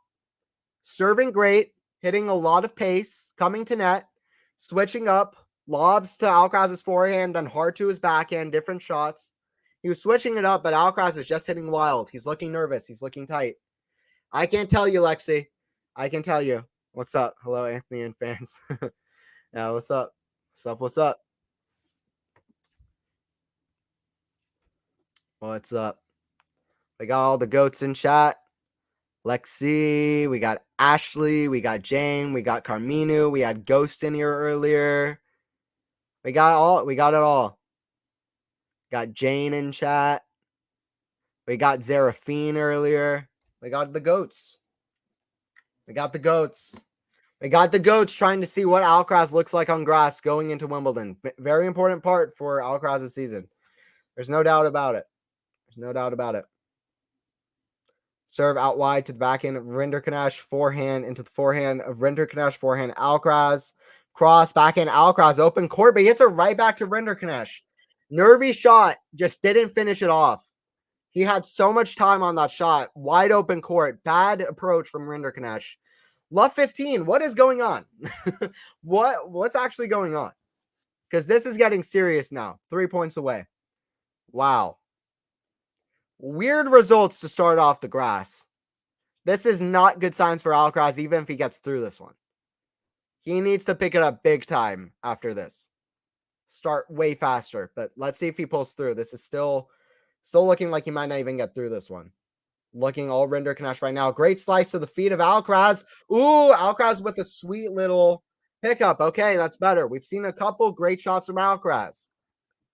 He needs to loosen up. 15-all. He's got to loosen up. Yeah, what's up? We got Cedric. We got Lexi. Got Ashley. Thank you guys for joining in.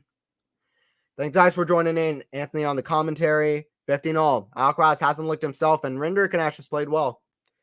He's played well. 15-all. 2-5 on the grass before this. Rinderknecht forehand into the net. 30-15. Rinderknecht has a good mentality, but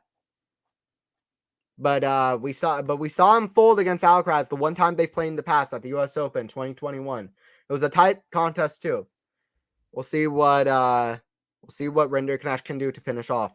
I wonder what the odds are looking like for Wimby for the top players. Ooh, I agree. Yeah, I wonder that too, Sean. What's up, Sean?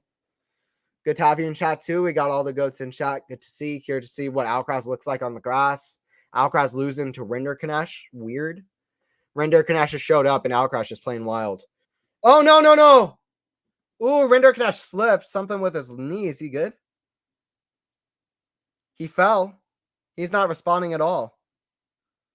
Pivotal point. Let's see if he's okay. He's getting up. Okay, he's getting up. Let's see. That would be heartbreaking for Rinderknecht. Never like to see it. Alcaraz is watching on too. Alcaraz with the thumbs up. Good sportsmanship from Carlos. Okay, he's moving. That looked bad. Like, that was not a good looking fall. I'm sure the replay will be ugly. Yeah, wow. Splits on that left leg. The right leg was just stagnant, and he just did a split with the left. That looked ugly. We'll see if he's okay. He's moving it out. That looked bad. It did look bad. And on an eye test, it looked bad. But sometimes the ones that look the worst aren't really that bad, but we'll see. That looked painful, yeah. That looked painful. We'll see. Backhand from Rinderknecht to the forehand volley. Pickup. It's wide. 40-30. Alcaraz still needs to focus in. Alcaraz needs to focus in. All right, let's see what happens next. What's going to happen next? 40-30. Rinderknecht seems to be moving okay. Even he's not even really preserving his energy, moving his legs while waiting to return too, which is a good sign. But let's see, 40-30. Let's see during these points. Big serve out wide, 5-all. 5-all, Alcaraz holds. Alcaraz holds. But yeah, that's it. It's a good point, Sean. I do wonder what the odds are like. Who's even number 2? Well, who's number 2 on the grass? I do wonder that. Nadal's not there. He could be, even though Nadal's not been in amazing form since Wimbledon last year. But yeah, I don't know. Who's number 2? Is it Alcaraz? Should it be Alcaraz? Yannick Sinner? Taylor Fritz? Medvedev? Tsitsipas? I don't know. Kyrgios? No one is there. The stars are aligning for Djokovic to get number 24, to get record-tying number 8, to get 5 consecutive Wimbledons, 3/4 of the way to calendar Grand Slam. It's lining up. We'll see. It's never going to be easy. It's never easy. Forehand, good touch shot from Alcaraz. Behind him, Rinderknecht still running. Still running. Still showing he's got the movement. Crowd clapping. But Alcaraz, touchy-feely at the net. Alcaraz with the craft. He's got the craft. Alcaraz with the arts and crafts on the tennis court. 15 love. Alcaraz, an arts and crafts player. Love 15. That's why you'd think he'd be good for grass. He does have that Federer vibe. Aggression and then the craft. The feel. But let's see. He's got to get the movement down too. Federer has the best movement we've ever seen on grass courts. Alcaraz needs to get that too. Backhand, past Rinderknecht, love 30. Can't count out a guy like Alcaraz. Alcaraz is one of these guys. He's on an all-time trajectory. The way he's played, you can't count out a guy who's 35-4 on the season. If you counted him out, that's a mistake. But let's hope Rinderknecht is healthy too. But let's go. Sinner got the dub. Yeah, Sinner won today. That's it. Let's go. Let's go. It was 3 sets. It was complicated, but he got it in the end. Let's go, Sinner. Let's go, Yannick. He's getting it back. He got the aggression in that 3rd set. He's getting it back. He'll be there for Wimbledon. He'll be there for Wimbledon. Love 40. Love 40. Alcaraz with 3 break points now. Oh, how I miss the Raja. Loved watching him on grass. Just, yeah. Federer was different. Yeah, I miss Federer too. Guy was different. What can you say? It was different. I miss the Raja. I miss Raj. He was the GOAT. 15-40. 15-40. Saves 1. 1 is saved. Needs 2 more. Needs 2 more. Big moments here for Rinderknecht. He's been serving well. He's been serving well. Big serve down the middle into the body. Good forehand volley. Alcaraz with a banana shot. Gets it down the line. Little bit of a banana shot there. Has a little bit of Nadal in him. He needs to manifest Nadal if he wants to figure it out on grass courts. Nadal reached 5 consecutive Wimbledon finals after people said he'd never figure out grass courts. 5 Wimbledon finals in a row. 1-2. One against a high-level Roger Federer in what could be the greatest match of all time. What a pass. Just inches off of the ground. Uses his hand, his wrist, his arm strength. That's pure arm strength. Carve under it. Hand skills. Carves under it. Gets it down the line. Huge vamos from Carlos. Huge Carlos vamos. Huge vamos from Carlos. Let's go. We're going 3 sets. If Rinderknecht has legs, then Alcaraz really needs to step up because Rinderknecht is playing well too. But Rinderknecht this has gotten away from him quickly in the set. But he's not going to want this to get away quickly. But we'll see. Alcaraz can suddenly step up and just zone in. I remember against Jari in where was it? I think in Rio Open, he was up. It was 5-all in the second set, super tight. And then the 3rd set, he played some of the best tennis you'll ever see. Blitz Jari 6-0. So let's see. Let's see what happens. Let's see. I was worried about that one. Let's go center. Gasquet's been dangerous, Sean. Sean, let me know who's center got in the next round. If you know, let me know because I'm it's a center fan club over here. This is the center fan club. Number one most famous spot for the center fan club. Number one center fan club on the internet. We're rooting Yannick. We're rooting Yannick to figure it out. I'm hoping he gets it on the grass. Backhand to the forehand volley of Alcaraz. Sonego next round. Oh my god. Sonego's been dangerous. Center beat Sonego, I believe, earlier in the year. They had one amazing rally in that match. That's why I remember that. But Sonego's talented. He's been dangerous on the grass. That's going to be one. I'll tune into that one. Sonego's look dangerous. Hello, Anthony. Hey, what's up, David? Sorry that Feast withdrew. Yeah, still a very competitive match with Rinderknecht, though. But not exactly the next gen versus the next gen we were hoping for. Exactly. Couldn't have said it better, David. I was hoping for that Feast Alcaraz match where it was like this super young guy versus this guy that's super young, world number one. I was super sad to say, what a pass. Backhand pass from Rinderknecht, 15 all. Pass from Rinderknecht, 15 all. But yeah, David, I was sad that Feast withdrew too. The most unbelievable stat I saw the other day. Arthur Feast would have been the first player younger than Alcaraz that Alcaraz would have played in his whole career. Alcaraz has never played a player younger than him. Like, he's 20 years old, which is super young, but he's never played anyone younger than him in his whole career. I know we forget how young Alcaraz is, but that's absurd. Drop shot from Carlos, redrop from Rinderknecht into the net, 30-15. Getting away from Rinderknecht. That counts qualifying. It counts challengers, and it counts futures. Alcaraz, period. He got to the ATP tour pretty quick, which is a lot of older players. But Alcaraz, period, has never played a player younger than him in his entire professional career. That's going to continue. Feast would have been younger. If you want to hear a crazy fact, I was so hyped for that one. Feast, who can just got crazy pace and angles out of nowhere to finish off for winners. Seeing what he looks like on grass, he's barely played on grass. His only second grass event. This is only Alcaraz's third grass event.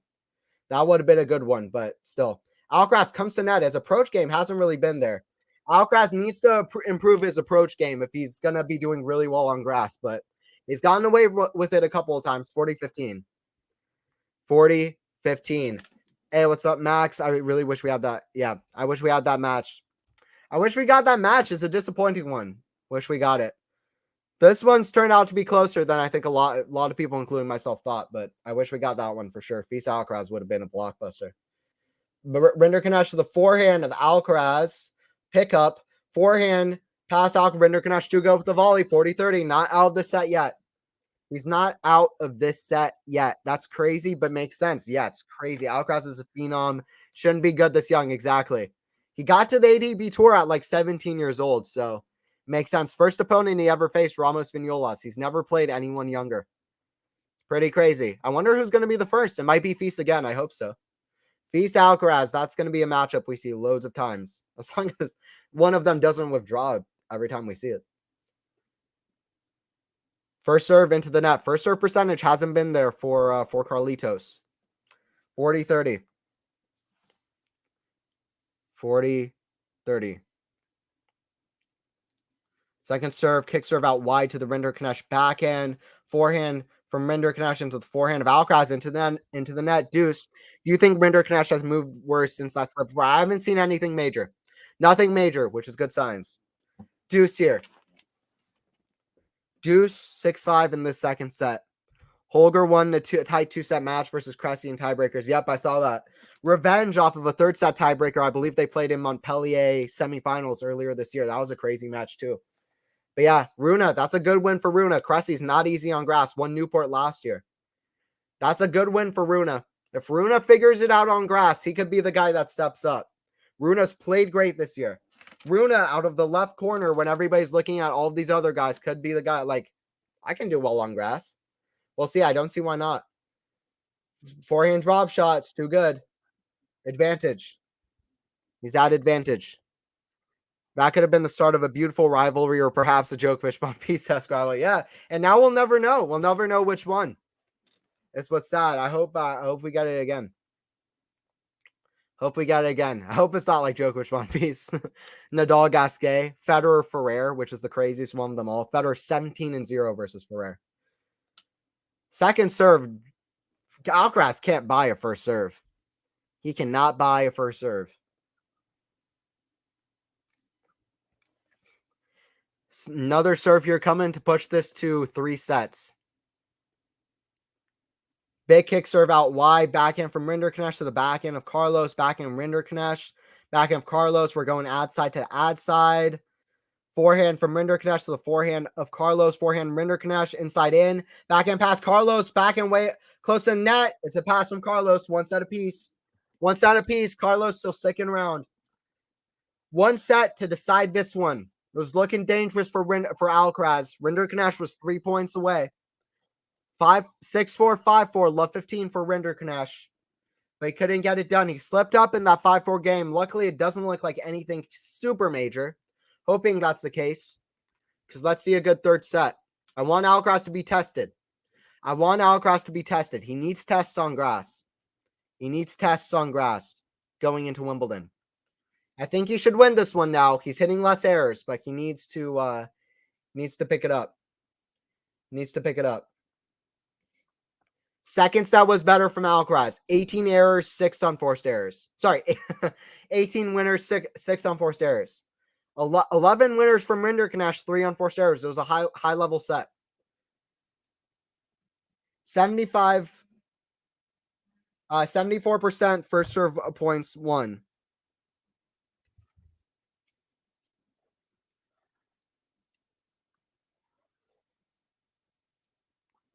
Did Federer never have an errorful day versus Davido because Federer was granted? I know. Federer's crazy. People forget how dominant Federer was. Federer beat Ferrer also in, I believe, 2006 ATP Finals final, maybe 2007. He lost to Albania in 2005 ATP Finals final. He beat Blake in the 2006, I believe it was 2007, in Madrid on hard courts. I don't know. I don't want to say it wrong. But I believe it was Madrid on hard courts. He beat Ferrer, 2006, 2007. ATP Finals final. No off days for Fed. That's it. 17-0 versus Ferrer is crazy. 17-0 versus Ferrer is crazy.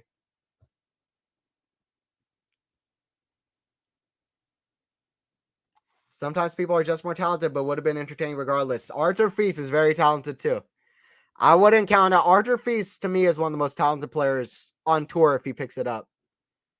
His skill level is insane. The best judge of skill sets. This might come out of left field. Y'all be like, what are you saying, Anthony? But the best judge of skill sets isn't always trick shots or like crazy shots. It's how well you hit neutral ground strokes. Like Alcaraz's regular forehands are insane. I'll say that again. Alcaraz's regular forehands are insane. Just what he hits off of neutral shots. That's the best judge of skill. Arthur Fils doesn't hit a lot of crazy trick shots yet. I haven't seen him. But he hits crazy neutral ground strokes, just crazy angles out of nowhere. Crazy pace out of nowhere. Has great control on the shots. People who hit crazy neutral ground strokes, those are the guys with great skill. Jannik Sinner, amazing neutral forehand and backhand. His talent levels are unbelievable. They really are. It's more under the surface than Carlos, but it's the guy who hit crazy neutral ground strokes who are sometimes the most skilled. Even if they're not the flashiest. Casper Ruud with huge RPMs forehands. Not everybody can do that. He's a talented player too. So talent isn't always this crazy powerhouse trick shots. It's what you're hitting shot in, shot out. Because it's hard to hit amazing shots just on neutral shots. That's a good judge of skill. Just shot in, shot out. What's your average neutral shots? That's a good judge of skill. Anyway, one set apiece, and we're going into this one. But Alcaraz's talent could be one of the most talented players we've ever seen on tennis court. He is one of the most talented players we've ever seen on tennis court. And we're seeing a third set. Let's see what happens. Let's see what happens in this one.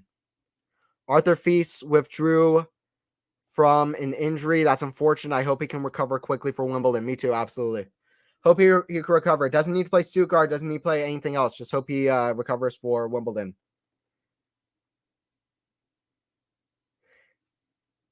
I guess at some point it becomes a complete mental edge. There's just no chance. We saw with Tsitsipas Alcaraz now.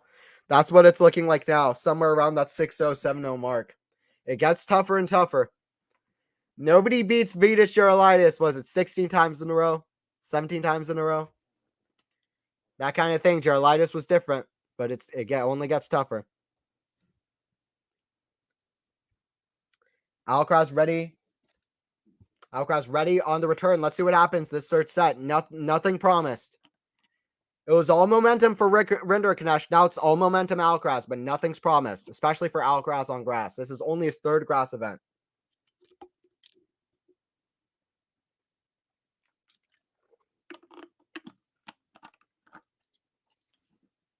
This is only his third grass event.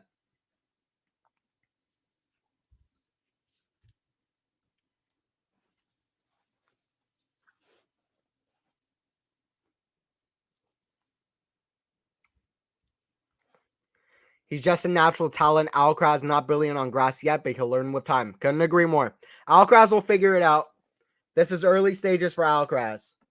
Nadal's game, he was hitting from way behind the baseline. Huge topspin.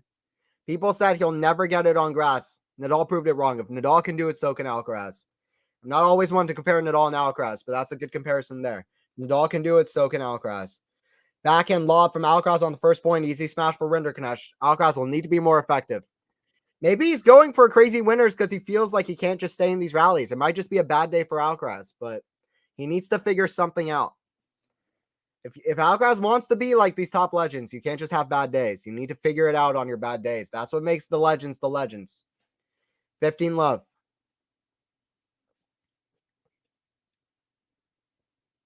Slice to the back end of Alcaraz with a pass. Good volley from Rinderknecht. Alcaraz gets there. Amazing foot speed. Rinderknecht in the net. Hit one more shot and made the difference. Hit one more shot and it made the difference. Made the difference. Join in, guys. First round, Queens Club. Very surprising start. Rinderknecht was 3 points away from winning the match. 6-4, 5-4, love 15. And yeah, third set now. But Rinderknecht played well, but it's Alcaraz. He was making a lot of errors, wild shots. I'm working. Well, good for Alke. Take that sign. Yeah, no good, Lexi. You're good, Lexi. Listen in. Glad to have you. Glad to have you. Glad to have everybody joining into the stream. 30-15 for Carlos. Rinderknecht to serve. Big serve to the back. Great back in return from Carlos, just like ping pong. Great forehand return. That's an Alcaraz point. That's an Alcaraz point. That's an Alcaraz point. Just like ping pong. Alcaraz making this a ping pong court. Let's playing this like a ping pong table. Big serve. Alcaraz just swings it right back. Clean off the center of the strings. Right at the feet of Rinderknecht. Easy put away pass. 2 break points coming for Carlos. Back end into the net. He broke Rinderknecht in the last set. He'll need to do it again. He'll need to do it again. He only arrived in London a couple days ago. I watched his pressure. He was saying he's not quite adjusted yet, but he'll try his best, and he likes that rewards his attacking game. Yeah. I saw that as well. He said his favorite thing on the surface is coming to net and the touch shots, and being aggressive. It says it's like how he plays on other surfaces, but he doesn't like the movement yet. Another error into the net. This is not. Alcaraz needs to learn from this match. He'll need to pick up big time if he plays against Yuri Lehechka. He really will, even against Lehechka. He'll need to pick up. He really, really will. Carlos reached the 4th round in Wimbledon last year. That's nice. Epic 4th round against Yannick Sinner. I watched that match. Third set tiebreaker. Sinner, Alcaraz.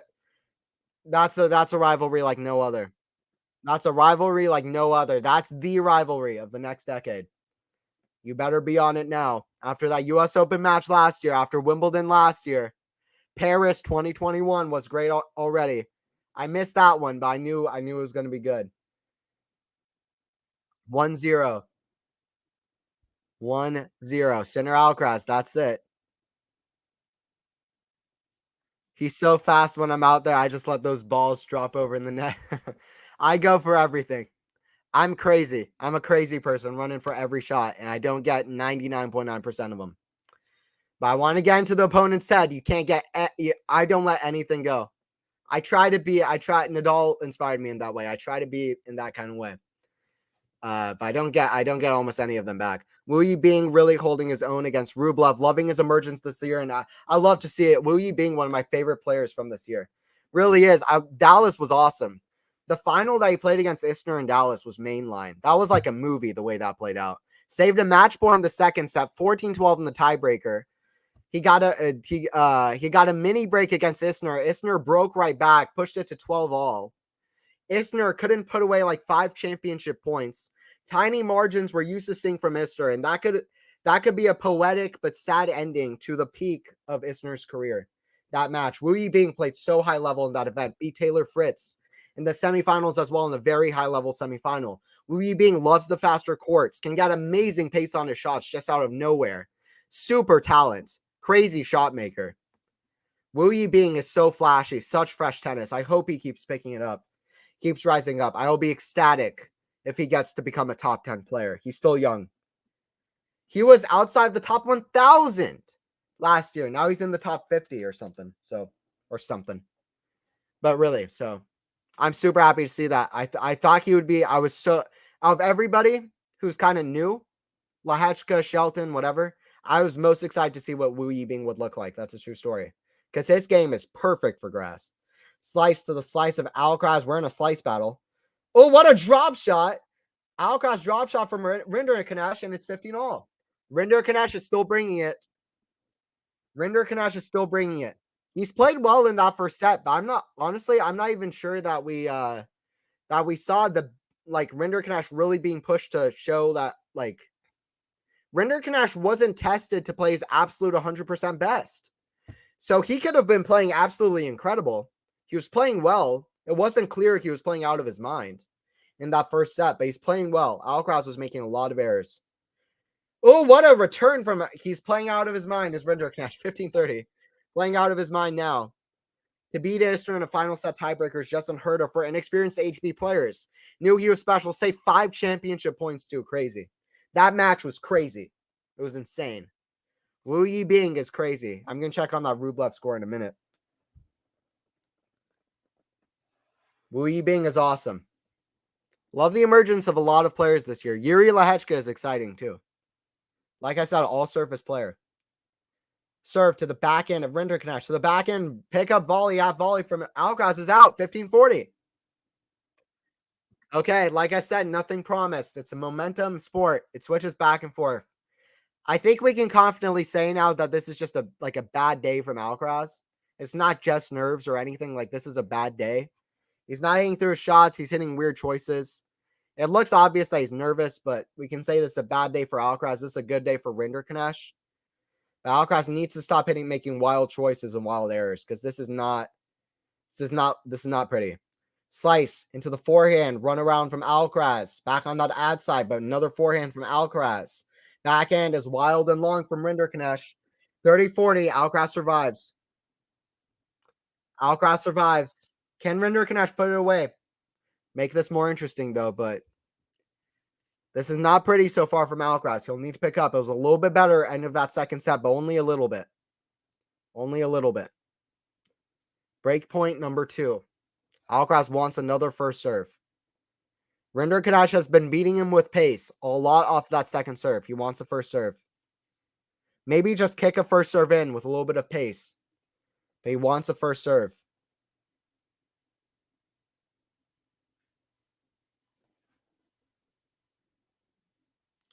First serve is well long. Second serve is coming. Break point. Another break point for a quick start from Rinderknecht.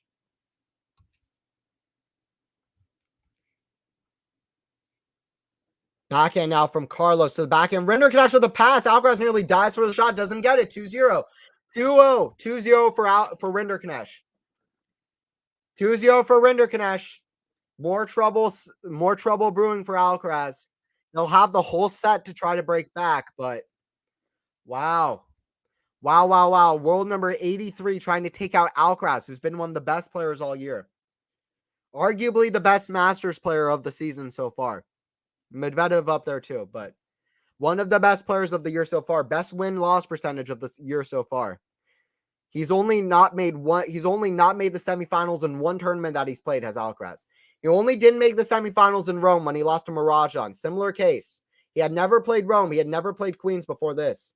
This is only third grass event. He's playing with inexperience. Another first-round loss for Botic to Tiafoe. Winless since that Munich final. It's unfortunate. Tiafoe was always going to be a tough first round, though. But that is sad for Botic, who just can't get it together. I'm not sure he's going to win another match all year. That was such a heartbreaking loss for Botic. I hope he does, because he can play amazing when he's doing well. But that was as heartbreaking a loss as you'll see outside of like a major final or like a major. That was as heartbreaking a loss as you'll see. Big kick serves and volleys. Rinderknecht backhand volley. Ooh, what a backhand lob from twinner Rinderknecht gets in. Ooh, great forehand volley. Good little cute point there. Rinderknecht shies it between the legs. Alcaraz just says, "No, I'm here with the volley. I don't really want you to try to. I'm the shot maker here. Did you see my shot against Djokovic at the semifinals of the French Open? You must have been watching that match. Everybody saw that match. You're not the shot maker. You're not getting past me with the tweener. I hit the greatest shot of all time in my last match. That's me." That's Alcaraz. Great pass. Trying to get the break back. 15-30. Alcaraz had the greatest shot of all time in that match. That was one of the greatest shots of all time, and I've seen like all of them. I grew up watching amazing tennis shots. I've tried to see all of them. That's one of the best ever. It's one of them. So many things that go into making that shot even humanly possible. Another one this year. That's a tad extreme in my opinion. I hope so. I hope Botic can get it together. But my only issue is that Botic is so good on clay courts. He didn't win the whole clay season. I hope he pulls it together. He had a good run at the U.S. Open one year, quarterfinals. Or I think quarterfinals. Let's hope Botic puts it together. 30-all. I do like Botic.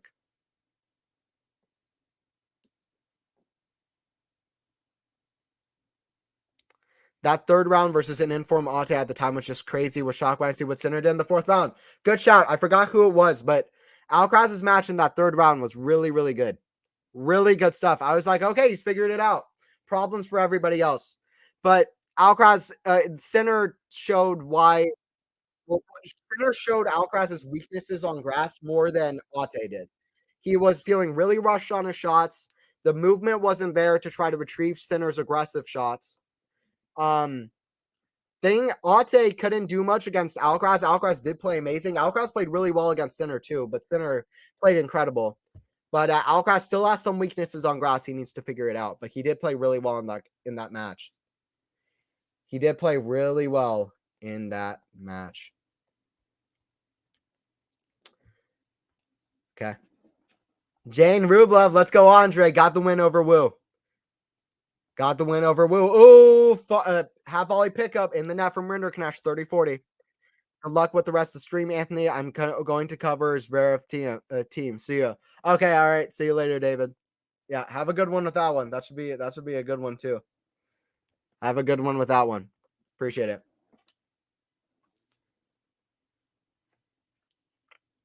Zverev team, join in for this Zverev team stream too. At the end of this one, that's gonna be a good one. 2-1. Join into that one. 2-1. Alcaraz shouts. 2-1. Alcaraz getting back in this. 2-1. 2-1. It's not with Alcaraz. You can only at the very late stages can you count Alcaraz out. Alcaraz is a special player. I'm only gonna get super like hyped or excited for one of these guys at the very end of the match because with Alcaraz, it's never over till it's over. But Alcaraz doing well. It's 1-2. This should be Alcaraz's match, but it's been an off day for Alcaraz.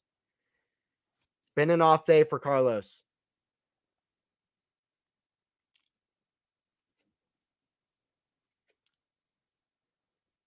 Changeover here.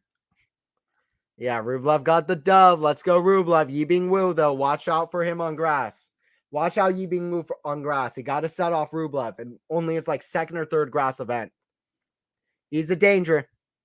But Rublev, let's go, Andre. First semifinal, first major semifinal at Wimbledon loading. And I'm not even joking. I want to see it. First major semifinal at Wimbledon. Let's go. Let's get it.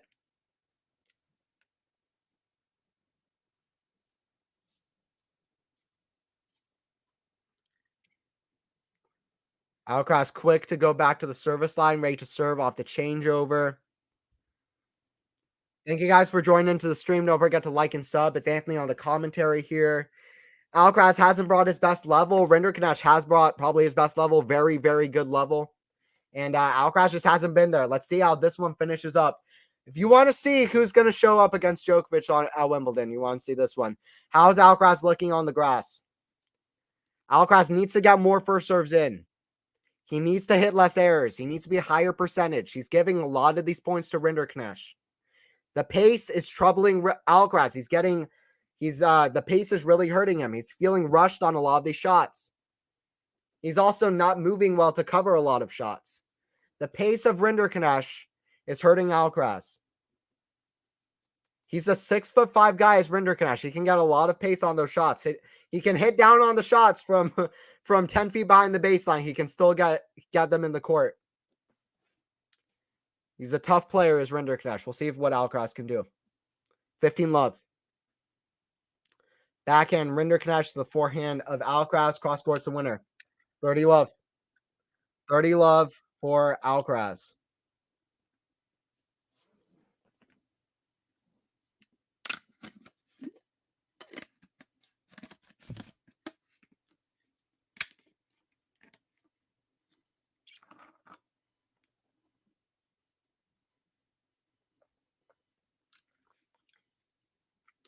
Ooh, forehand volley. What a get from Rinderknech.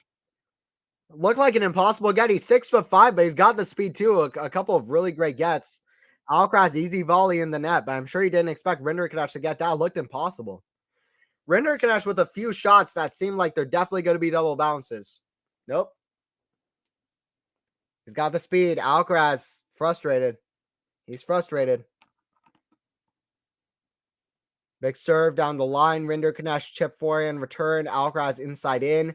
Rinderknech down the line. Backhand cross. Rinderknech drop shot. Alcaraz runs. Gets to a redrop. What a redrop.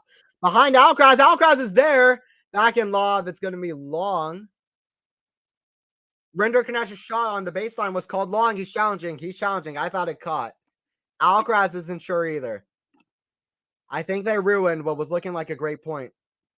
Was it? Oh, out by a millimeter. Good call. Good call. It was out by a millimeter. 1 millimeter out. Layani with a fist bump. I've never seen that before in my whole life. Mohammed, the line judge is laughing too. So is Alcaraz. Layani is the GOAT. Mohammed Layani is the GOAT. When I went to the Atlanta Open, right near me, Layani was in the chair. I was more excited to see Layani in person. I was about a foot from Layani. I was more excited to see him than any player. Layani is the GOAT. Backhand volley put away from Carlos. That was hilarious. Rinderknech hits a shot in a millimeter out. He hits it a millimeter out, and then Layani calls it out. He challenges, and it's a millimeter out. Hawkeye shows Layani with the fist bump. That was the best. That was the funniest moment from an umpire I've seen all year. That was phenomenal. Layani is the GOAT. Two games apiece. Line judge was laughing too, so was Alcaraz. All right. See what we've got here. Forehand return is long from Carlos.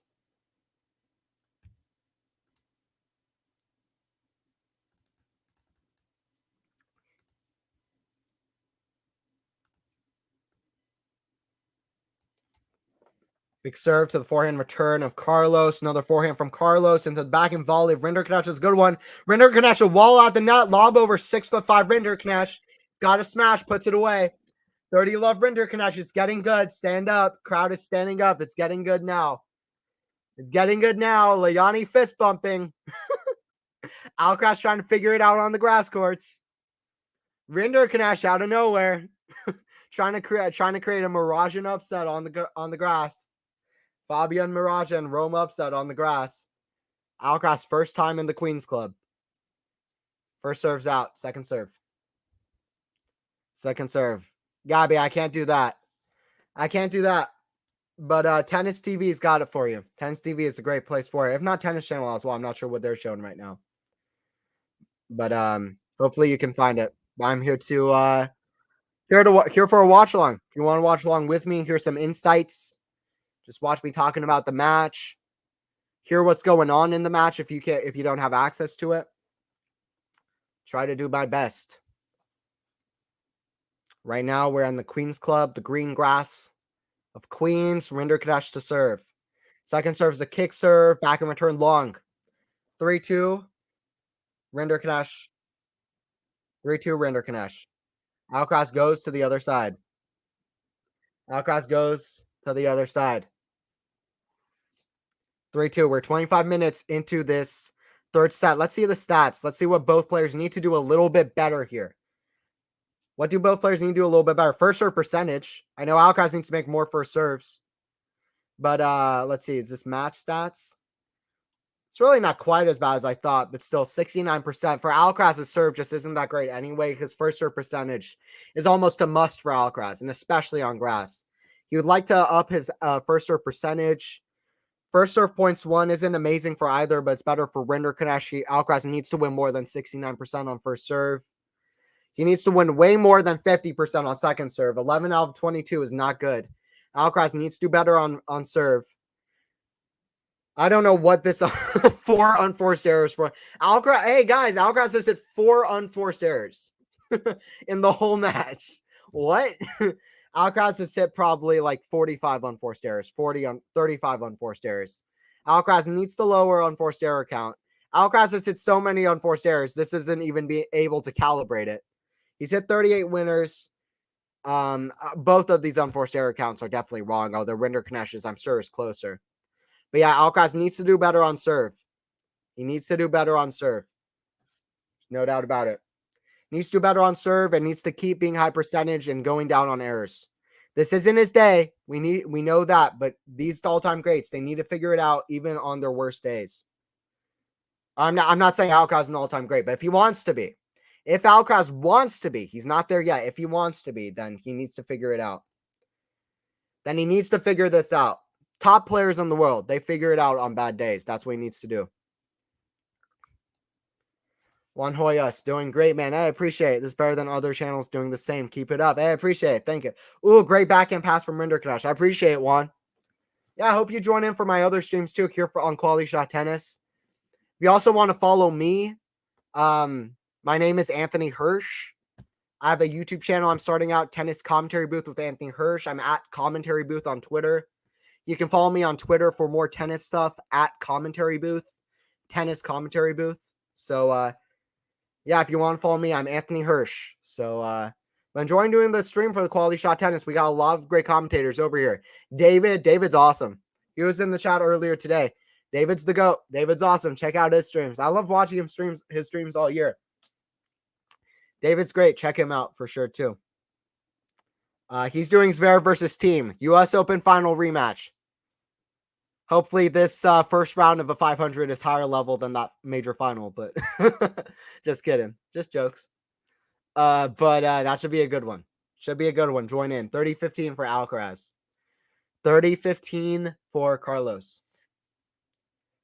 The young Spaniard trying to get it done against a 27-year-old Frenchman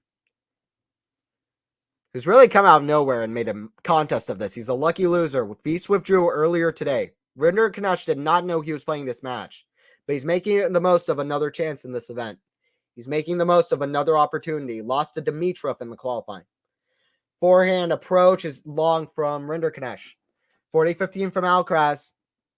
40-15 from ALCARAZ. This could get good. 3-3 in the third set. ALCARAZ trying to get done on grass. 40-15. 40-15. Thank you guys for joining the stream. Hang on in there. It's about to get good. It's about to get good. Serve from Carlos down the line into the net. First serve percentage needs to go way up. He's not dictating. It's Carlos. He only does well when he dictates. Carlos likes to dictate. He needs to do it here. Backhand return up high is wide. 3-all. 3 games all. 3 games all. ALCARAZ, RINDERKNECH. See what happens. See what happens.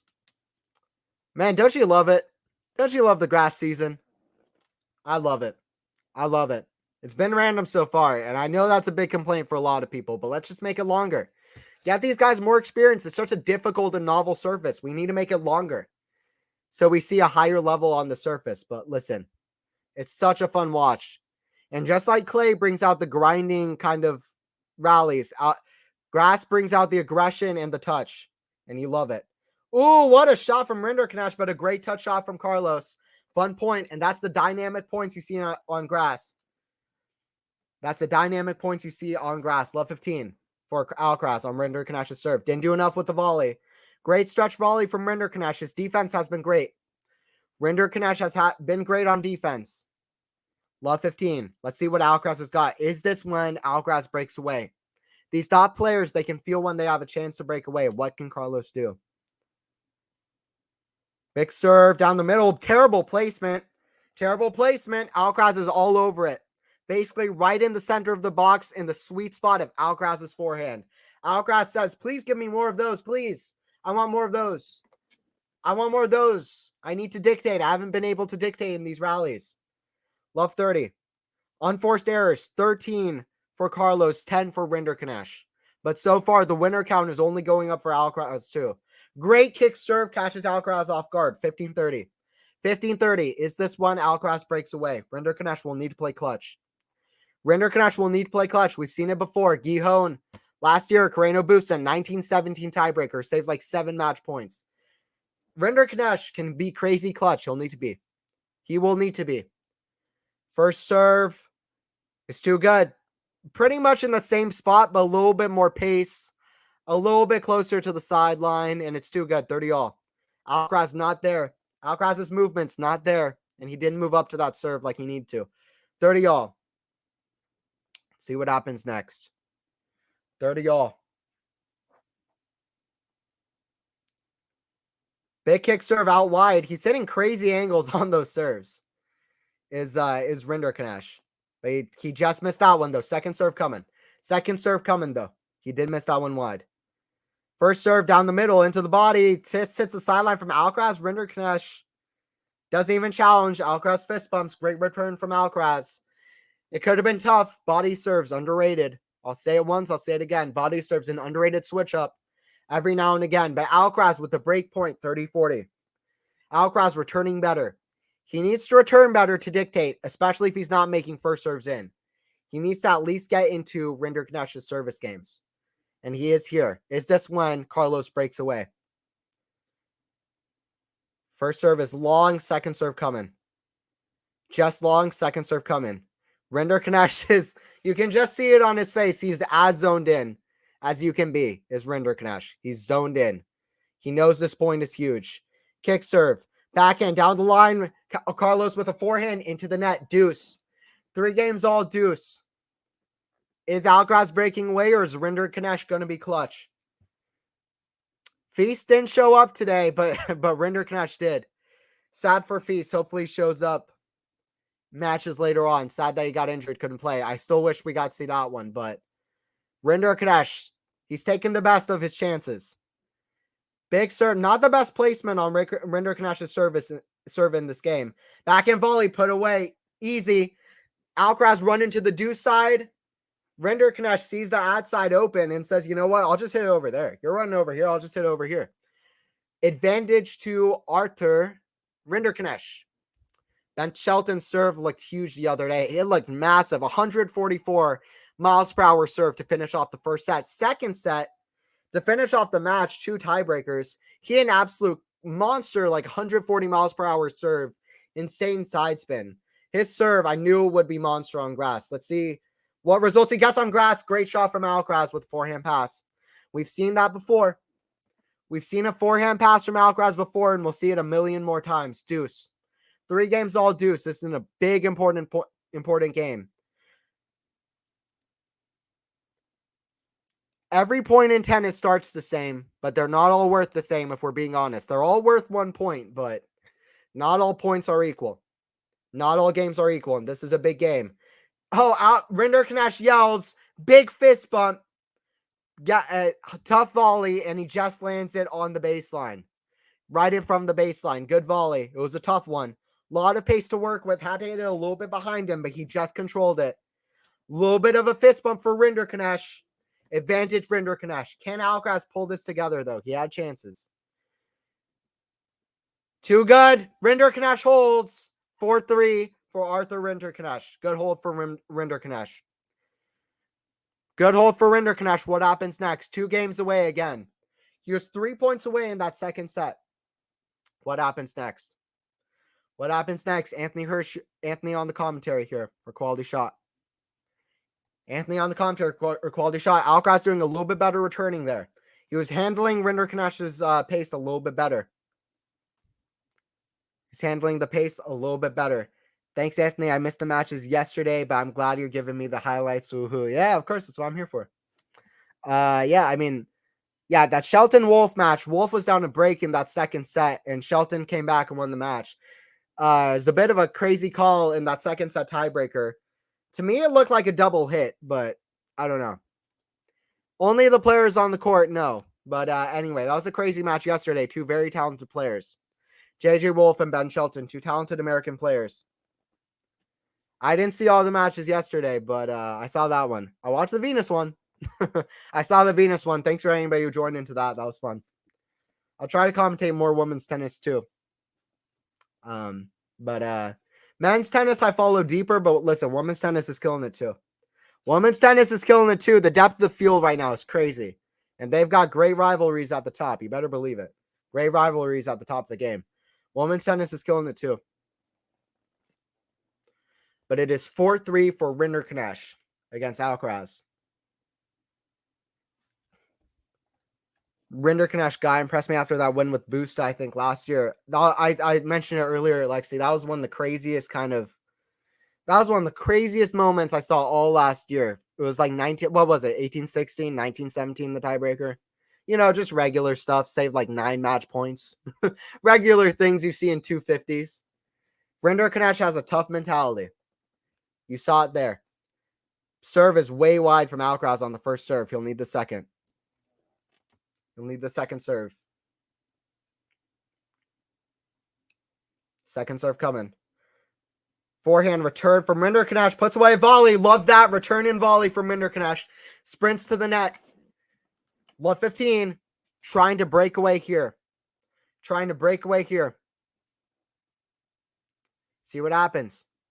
He was never serving for the match in the last set. He was 3 points away. Love 15 in the last set at 5-4, but he wasn't serving for it. He'll want to serve for it here.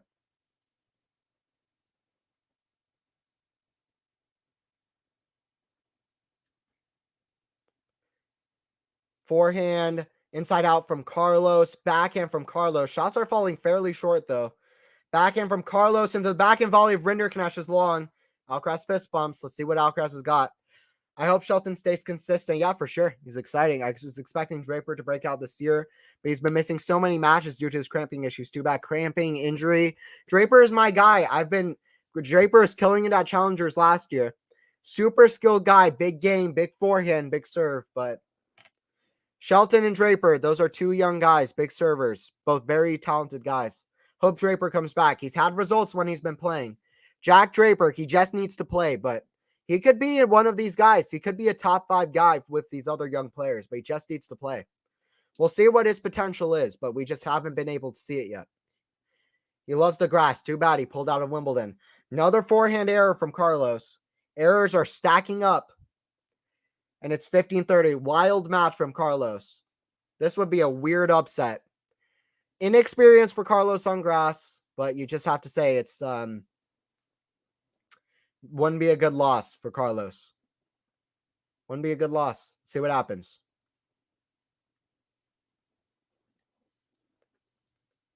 $15.30. Serve and volley from ALCARAZ. Pick up half volley is too good. Right in from the net. That's that touch. It's that touch that makes you think ALCARAZ can be good on grass. If he wants to prove to people he can figure out grass, he'll want this match. If people have doubts about ALCARAZ on grass, this will only pick them way up. 30 all. 30 all. Big point coming. Will he serve and volley? Again, let's see. Forehand return from Rinderknecht. Drop shot. Rinderknecht going to be there. Gets his racket on it, but hits it just wide. Rinderknecht is fast. I didn't know it. 6'5" guy. A little bit deceiving, but he's been fast today. ALCARAZ strokes are very whippy, maybe tough on grass to time. Yeah, that's a good point. Very kind of buggy whip kind of shots on his forehand for sure. He likes to have time on his strokes, set shots up, be crafty with it. He even likes to hit shots from defensive position. He doesn't always like just being full out aggressive with no pace. He likes working from different positions on the court, being crafty, creative with it. He feels like he's rushed on a lot of these shots, and yeah, his strokes aren't perfect for it. He doesn't have the timing, and movement is part of that too. Grass hasn't been perfect for ALCARAZ yet. Big kick serve to the backhand of Rinderknecht. Just stay. Got this game. Big backhand down the line. ALCARAZ vamos and fist bumps. 4 games all. ALCARAZ is not letting this go easy. ALCARAZ doesn't want Twitter to start saying ALCARAZ can't play on grass. Djokovic has a Wimbledon title in his hands. ALCARAZ knows what Twitter is about to say. ALCARAZ looking at Twitter on the changeovers. ALCARAZ doesn't want people to say anything about him on grass. Not yet. Not yet. The funny thing is I just tuned into that match against Busta because I was waiting for the match after that. And I'm glad I stayed because I witnessed something exciting. I can't even remember the match after. I tuned in. I was following on tennis subreddit, r/tennis, which is a pretty cool subreddit too. For anybody who's on there. That's a good little place for tennis. People who care about tennis, funny people on there, memes, just people talking knowledgeable about tennis. It's a good one. I learned a lot of stuff on there. A lot of genuine fans, but I was following the tennis going on there, and somebody says Rinderknecht, Carreno Busta about to play tiebreaker. I'm a Carreno Busta fan, so I tuned in. And then I witnessed like 45 points in the tiebreaker. Couldn't believe it. 9 match points saved. But yeah, it's crazy. Crazy. ALCARAZ strokes very whippy. Yeah. Zalki good on grass. He's not his best level on grass. He is good on grass. He's very good on grass. We saw it at Wimbledon last year. He pushed Sinner to 4 sets. He beat Ate in straight sets, who can play very good on grass too. Beat Murray 1 year on grass. But he is good on grass, but he still is yet to figure it out to play his best. His serve improvements will help this year, but he hasn't made a first serve in this match. He hasn't made a first serve in. Not many. He needs to make more first serves in. His second serve doesn't have much pace on it. He needs to make first serves in. Mad how people hate on ALCARAZ. No one's safe from the idiots. I guess. Yeah, he doesn't deserve all the hate. I agree.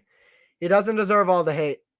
People will always hate on the guy who seems like the perfect new kid who's taking it down. It's kind of obvious. Like, it's not surprising. It's like he's like this guy who just came out of nowhere, beating other guys' favorite players, Runa, ALCARAZ, now a challenge to Djokovic, Nadal as well.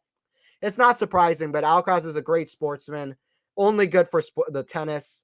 We should respect all the other tennis guys too. He's not the perfect guy, not the perfect tennis player. He's not the big 3 and one. He's not going to win 75 majors, although maybe. But respect to Carlos for sure. Shot is out from Rinderknecht. It's a break point for Carlos. Speaking of error, Carlos leaves it, gets out of the way of the ball. It's a shot for Carlos, but huge respect for Carlos. Great sportsman, only good for tennis. Shot into the net. Shot into the net, deuce. Shot into the net, deuce. Rinderknecht, deuce on his serve, 4-4, 40-40. Tied up at deuce. Serve to the forehand of Carlos. Rinderknecht backhand. ALCARAZ one-hand backhand. Goes for too much. He's going for too much. It's ALCARAZ's problem. he had a shot down the line. He goes for the flashy winner that most players would make 1 out of 1,000 times. Alcaraz would make 1 out of 10 times, maybe 2 out of 10 times. He had a much more high percentage shot, maybe even 1 out of 20 times. That was a low percentage shot. Forehand return off a big serve from Rinderknecht. Return goes long. Strong from Rinderknecht. 5-4. Strong from Rinderknecht. I must admit I'm no Alki fan, but I don't hate him. I like him better than Gerber, though. Yeah, I like Alcaraz better than Rune. I'm no Rune fan, but I'm no Rune fan. Sinner's my favorite. I do like Alcaraz. It's kind of like those three guys kind of fill the whole spectrum for me, but they're all three are great players. However you support, it's all good. But I'm everybody in chat knows. You already know I'm Yannick Sinner guy.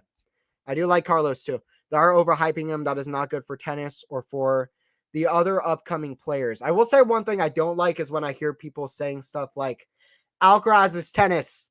Oh my God, Alcaraz is tennis. Forget these other players. Alcaraz is tennis. It's like, Alcaraz is great for the sport. There's a lot of other great players too. And the sport's been going on for 150 years. We've seen 25 years of tennis we'll never see the likes of again by 3 guys playing at the same time in the last 25 years. It's Alcaraz is great for tennis. Let's not do Alcaraz's tennis statements, but he is great for tennis. He's great for tennis. And so's Sinner and so's Rune. We need different personalities. We need different players. Rune, great mentality, great skilled player too. Great athlete. And I like that he has a different personality. He might not be my favorite, but all 3 are good for tennis. We need Sinner to win a big title too. Yeah. It's not saying much. I try to read too many comments. Sinner fan here, but Alcaraz. Yeah, I'm right there with you, Cedric. I like Alcaraz as well. He's good for tennis. Fun shot maker. I like his personality. He brings a lot of fresh stuff to tennis. Kind of like Federer did back in the day when I'm playing tennis myself. I try to hit Alcaraz kind of shots. I think of like the athletic kind of Alcaraz shots when I'm out there playing. I can't do anything like him, but that's what to aspire to. He makes tennis look so easy. I like Alcaraz too. Sinner's my guy, though. Sinner's my guy. Forehand return way up high. Alcaraz leaves it. It's in the court on the baseline. Alcaraz, amazing scramble to even stay in it. 15-love. This is going deep into the 3rd set. This hasn't been an epic. So many errors from Carlos. This hasn't been an epic, but it's been something. It's been something. And now we're going deep into the 3rd set. We're going deep into the 3rd set. Let's see if Alcaraz can pull this out on grass. This is less about the level and more about Alcaraz on grass. And Rinderknecht, I guess. This would be a big win for Rinderknecht if you're a Rinderknecht fan. But especially Alcaraz, gauging how he is on grass courts. Serve, out wide, kicked. Now, forehand from Carlos, inside out. Better forehand. Good sign. Better forehand, inside out. 30-love. 30-love for Carlos. I do think the media pushes things too much. Like the big 3 mentions to every other player in press conferences felt a bit disrespectful. I get that. That's a fair opinion for sure. I think that media pushes Alcaraz a little bit too much. Like when Tennis TV posts things like Alcaraz is like the combination of all the next big 3, he's going to win 30 majors. It's like, let's hold up a second. Even if that's true, that's so much pressure. Like even if it's true, that is so much pressure to put on a 20-year-old guy who just turned 20. This is his 3rd event on grass. This is his 3rd event on grass. He hasn't played Wimbledon yet without being a teenager. He hasn't played the US Open yet as a non-teenager. Let's give him time. Media push him way too much. We got to push other players too. I do agree with you. But I do like Alcaraz a lot. I do like Alcaraz a lot. 40-love for Alcaraz. Easy service game. Big kick serve to the backhand of Rinderknecht. Backhand down to the line. To the forehand of Rinderknecht down the line. Slice. What? Alcaraz with a video game controller as the racket. What did people say? Federer has a magic wand as the racket. I'm starting Alcaraz as a video game controller. He has so many options that no other player has. He's just playing video game tennis. Alcaraz playing video game tennis. He hits a slice drop shot out of nowhere. Carves around the shot. That shot was impossible, but Alcaraz just hit it. It's not going to be on the plays of the day, but whatever Alcaraz just did just blew my mind because that was, I don't know what he just did, but it's all good. Musetti fan here. He's my dark horse for Wimby. Okay. I really like Musetti. I think people are underestimating Musetti. He's one of my favorite players. Super talent, super passionate. One of the most passionate players. Loves tennis. He's a guy who's many people are underrating. I think he's going to be a top 10. I think he'll be top 5 at one point. I think he'll at least like number 5, 6 in the world. He could be like a Sangha type player. But I think people are underrating Musetti. But I don't know about him on grass. That's my only thing. I don't know about him on grass. The faster courts might not do well for his game, but let's see. Let's see. I hope so. I hope you're right, Juan. I'm a Musetti fan as well. I just don't know about him on grass. I like Musetti as well. I hope he's more consistent. Yeah. Musetti fan base for sure. I'm part of the Musetti fan base. 15 all. All right, back to this one. I'll get to more comments on the changeover. Back to the match. 15 all. Well, love you guys talking it up in chat. Great forehand return from Carlos. Great pickup half volley. Behind Carlos with the hands. Wow, that's why you love grass. These kind of weird, kind of cat and mouse points. What did I say? I called ALCARAZ the arts and crafts player earlier in the match. He's that crafty arts and crafts player. But RINDERKNECH is showing it too. Hey, great commentary, Anthony. I'll be connecting more frequently to this channel from now on. Okay, awesome. Yeah, that's great. Happy to have you. QualityShot Tennis. This is a great channel. All the other commentators on here too. But yeah, definitely join in for my other streams. Love tennis. Love watching it. I'm trying to grow the sport out. That's my ambitions from the start. It's my ambitions from the start. Want to grow the sport, and I'm not playing no games about it. And tennis is a great sport. Deserves to grow. And yeah, I'd love to have you for more streams. I love it. 40-15. RINDERKNECH at least trying to push to a third set tiebreaker. You can also follow me, Tennis Commentary Booth with Anthony Hirsch. Oh, forehand pass past RINDERKNECH. At Commentary Booth on Twitter. Tennis Commentary Booth. At Commentary Booth on Twitter. If you want to follow me for more tennis stuff. Know when I'm streaming or whatever. But yeah, definitely join in. Like and sub QualityShot Tennis. It's a great channel here. 40-30. Deep stages of this one. All focus on the match. 40-30 for Arthur RINDERKNECH. It's not the Arthur we thought we would see showed up. It's not the French Arthur that we thought would show up here in England. In Queen's Club. But he's shown up, and he's shown up. It is 6-5. And let's see what ALCARAZ has on grass. It's a test in ALCARAZ's first grass match. It is a test, and it's largely due to ALCARAZ. He hasn't brought his best. A lot of errors. First serve percentage hasn't been there. He hasn't dictated. RINDERKNECH's pace has been too much for him. His movement, like last year, just isn't looking great. He needs more experience on the surface. It's why it's good he's playing queens. But it's getting interesting. It is getting interesting now. RINDERKNECH, 1 game away. We saw him 1 game away in the last set. He was up 5-4, love 15 on ALCARAZ's service game. 3 points away. 4 points away now. 4 points away now. Hey, what's up, Jamie? Why isn't Feast playing? Why did he retire? Injury. He put up an injury. We can only hope he's good for Wimbledon.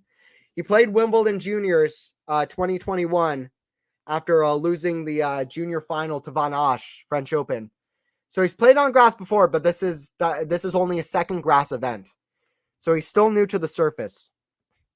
Carlos needs to make this a tiebreaker in the final set. Yep. But the way Carlos has been serving, he needs to make more first serves.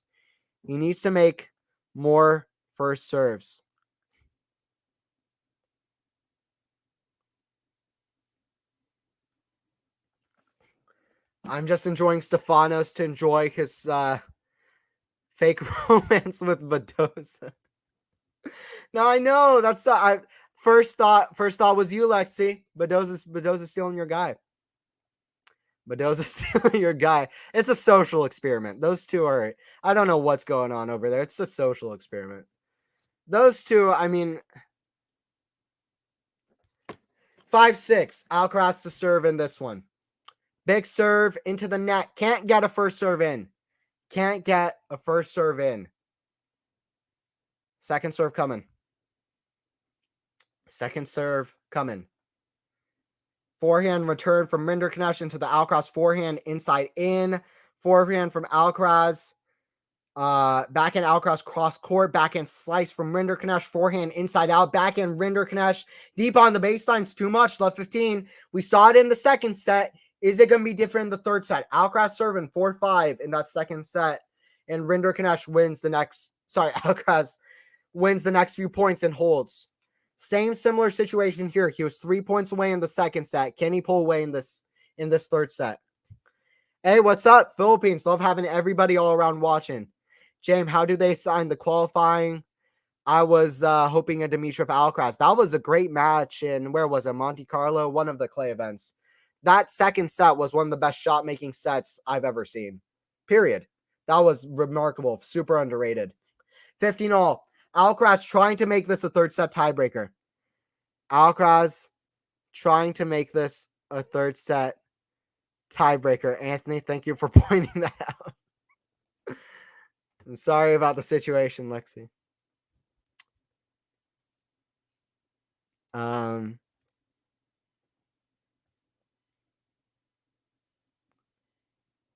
What we got? What we got is 30-15 for Alcaraz. Late stages of this one. This has been a trouble for Rinderknech the whole time. Rinder, go, okay? Let's go, Rinderknech. He's played a great match. If you're a Rinderknech fan, you'll be happy right now. You'll be happy right now if you're a Rinderknech fan. Not so happy if you're an Alcaraz fan. This is looking not so good on grass. Not the prettiest match from Alcaraz. See what Rinderknech has got, and let's see what Alcaraz has got. Rinderknech has played well.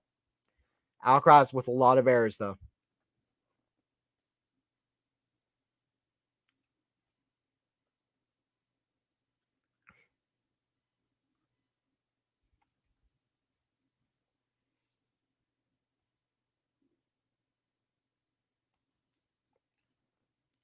$40-15 for Alcaraz here.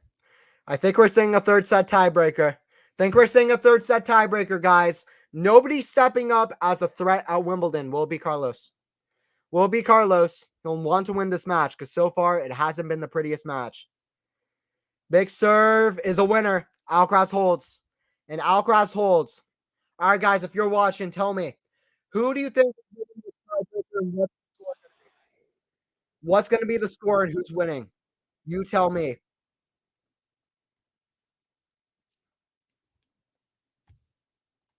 You tell me, guys, what's going to be the score in this tiebreaker and who's winning it? Who's winning this match? Who's winning the tiebreaker? Alcaraz will need to serve better, make more first serves. Rinderknech's pace off the second serve return has been hurting Alcaraz. The pace has been hurting Alcaraz. Rinderknech pace has been hurting Carlos. Let's see what Alcaraz has got. He's got to tone down on errors and lock in. Alcaraz needs the Djokovic tiebreaker mentality.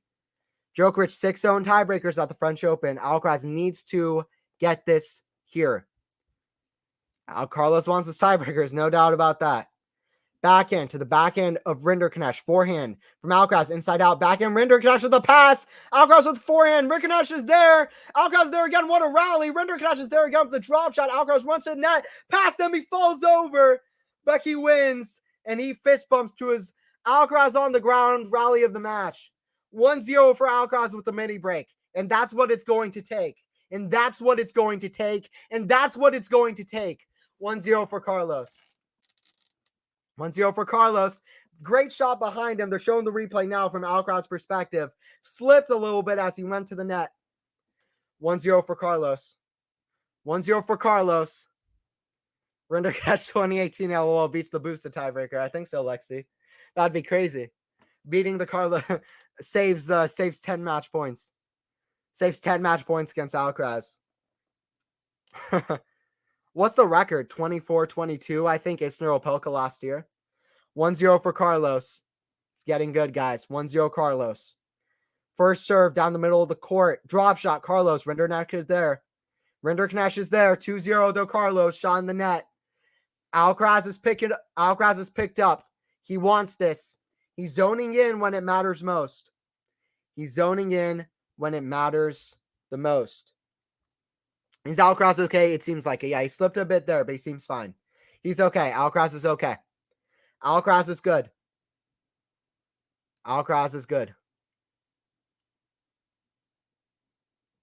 Rinderknech slipped a bit earlier in the match too, but both of them are moving fine. Rinderknech ready to return. I don't think it's over yet. Alcaraz hasn't been perfectly solid on second serve, and Rinderknecht has played well. Let's see what happens. Slice to the forehand of Alcaraz. There's a drop shot into the bottom of the net. Bad shot from Carlos. He's going too low percentage. He's making a lot of errors. Alcaraz is in the wrong sport. He should be a diver. Alcaraz could be good in any sport he plays. We're lucky he chose tennis. Hell of an athlete. 1-2. 1-2 for Rinderknecht. I said I don't think it's over, and I don't think it's over. Don't forget to like and sub, guys. Be here to the end of this one. Really, Quality Shot Tennis. Anthony Hirsch, you're commentating. Happy to bring this match to you. 1-2. Let's see what happens at the end of this match, though. Alcaraz to the volley of Rinderknecht. It's a lob over Rinderknecht. What a shot. Video game controller from Alcaraz. What a lob back from Rinderknecht. Great rallies now. Level's been... And just Alcaraz, it's an amazing forehand through the court. Off of the Rinderknecht lob. Level is the highest it's been. It's pure adrenaline. Raising up the level of two amazing tennis players. It's world number 2 versus world number 83. But Rinderknecht has brought it. If you're world number 83 on your best day, you're playing tennis like most people can't even comprehend. 3-1 Alcaraz trying to play against that level. To put some perspective on it. Back in return from Alcaraz. He's picked up, drop shot in the net. 4-1 from Alcaraz. You better believe Carlos is pulling away. It's been tight till this point, but you know what? Carlos is pulling away. He hasn't been solid on serve. First point of this tiebreaker was absolutely massive that Carlos got that point. That point was massive, and it showed how much Alcaraz wants this. He had a heartbreaker to Marajan in Rome. That guy had never played an ATP tournament. He was outside the top 100. He lost a heartbreaker to Djokovic, cramping, after playing an incredible second set. He doesn't want another heartbreaker to start out the grass. Return hits the top of the net from Rinderknecht, and he's not starting out the grass with a heartbreaker. It's 5-1, serving for Carlos. Let's go, Carlos. Let's go, Carlos.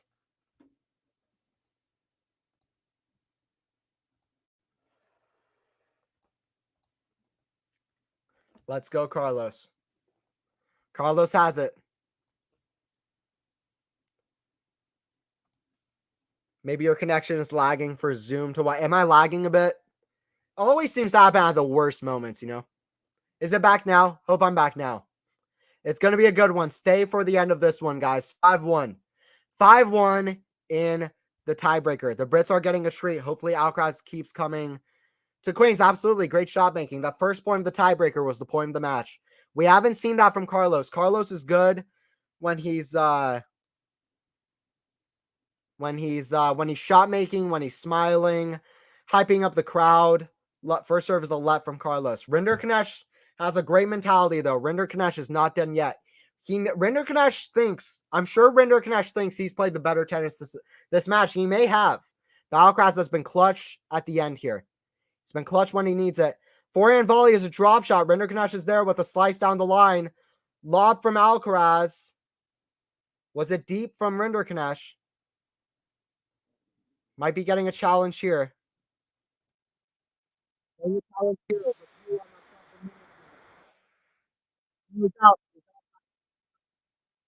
Half an inch out, and it's 6-1 for Carlos. 5 match points to finish it off.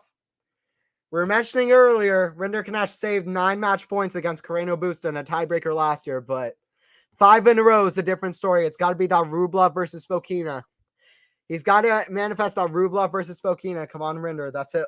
So Lexi, let's go Rinderknecht. But it's looking Alcaraz. Alcaraz wants this. I want Alcaraz so that the grass season is looking a little bit more exciting. If Alcaraz lost this, then just give Djokovic the trophy. We want it to look close going in. And Grand Slam's always hard to win. I'm not saying Djokovic is absolutely going to win. He's 36 years old. He has mental pressures of the calendar year Grand Slam. All eyes are on him. There are different good players. Jannik Sinner, Fritz. There are different players. It's going to be tough to win. Hurkacz, Alcaraz. It's going to be tough to win. Medvedev. But let's see. This would be a big thing for the grass season. Forehand down the line. Alcaraz scrambles to the backhand, but goes long. 6-3. Okay, and it's 6-3 here. 6-3 in this one. Rinderknecht saves the 2 he needs to on his serve. Alcaraz hasn't been amazing on serve, but it's going to be tough to come back. It's going to be tough for Rinderknecht. But man, shout out Rinderknecht. He made this one tight. And he didn't know he was playing Alcaraz until a few hours ago, and he has shown up. But it's 6-3 Alcaraz to serve this out, to not have another Mirage-on type loss like he did again in Rome. First time in Queens, first time in a grass event outside Wimbledon. He wants to start off with a win. Backhand to forehand of Alcaraz is a winner, and he gets it done. Alcaraz relieved. He was 3 points away from losing twice. 3 points away from losing twice. He lost the first set, down 6-4, 5-4. Alcaraz pulls through. And that's an important win in the career of Alcaraz, in the season of Alcaraz, because he's not in a good momentum right now. Bad loss in Rome, disappointing, depressing loss in Roland Garros with all eyes on it. Gave out to pressures. And it's a good win against Alcaraz. We didn't get Alcaraz Feast, but guess what? We're getting Alcaraz Lehechka. 2 young guys on the grass. Let's see what they've got. Thank you guys for sticking around. Don't forget to like and sub. Anthony Hirsch here on the commentary. Tennis commentary booth with Anthony Hirsch. You can follow me on Twitter at commentary booth. Don't forget to like and sub on the channel. Quality Shot Tennis. Archer Feast. I could have had him. That's it. Yeah, maybe. Alcaraz. Yeah, Alcaraz didn't show up with his best level. Thank you, Anthony. No problem. I'm happy to bring it to you. But yeah, thank you guys for joining in. Thank you guys for joining into the chat. Just happy to be here. Just happy to watch. Tiafoe's going to win Wimbledon. Anthony, I thought I explained this to you. Okay, I can imagine it. I can imagine it. Anthony, you're fine. You're not lagging. Okay, good. Okay, huge win for Alcaraz. Let's see if his stats improved. I'm sure the total points played was very close. You know what I mean? Like, Alcaraz won the match, but I bet it was like 50-50 in total points played. They seemed very even in total points played. I could be wrong. Yeah, that's what I'm saying. Total points won 50%, 50%. 103 won for Alcaraz, 101 for Rinderknecht. It was very close. It was very, very close. First time I look at that stat, the whole match, 50-50. 50-50. It was the unforced errors count is wrong. But 53 winners, but a lot of errors. A lot of errors for Carlos, too. Unforced errors count is lagging in this one. But I saw during the match, it was like 35 errors or 25 errors to like 15 winners or something. A lot of errors for Carlos. Serve, he needs to improve his serve. Alcaraz needs to do better than he did in this match going on the grass. Even though he got the win, Alcaraz needs to do better moving forward. Alcaraz needs to do better moving forward. Good work, Anthony. I appreciate it, Sean. Appreciate it, Sean. Happy to bring the match to you. Happy to bring the match to you. It's a fun one. I'm so excited for Wimbledon. So excited for Wimbledon. Commentate for some of Wimbledon. That's going to be fun. It's going to be a blast. Hopefully do more of Queens as well. Howlett's some good events this week. I've commentated a lot of matches the last few days. Might take a break off for tomorrow, but I'll be back. But yeah, congrats, Alki. Well done, Rinder. Totally. Shout out Rinderknecht. Didn't know he was playing until today. He just showed up. Feast left, which I still wish we got to see that match. Feast could have challenged this version of Alcaraz. But yeah, well done, Rinderknecht. He brought it too. World number 83, but he brought it. Thank you, Anthony. I appreciate it, Lexi. Hope see you back for more streams. You got to come back for more streams. Got to come back. It's a fun one. I appreciate you joining in too. All right, this was a fun one. Alcaraz needs to up his level, even against Yuri Lehechka, who's looking very good on grass as well. Huge forehand. The pace of Rinderknecht was troubling Alcaraz today. You better believe it's going to trouble Alcaraz against Lehechka. The movement, the timing needs to be better from Alcaraz. He needs to make more first serves in to be able to dictate.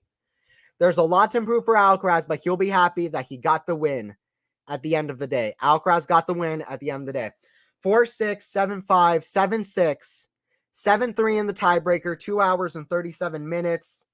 Carlos couldn't, by first serve, save his life today, but good on him for persevering. That's it. Good for him for persevering. That's it. All right. Thank you guys for joining in.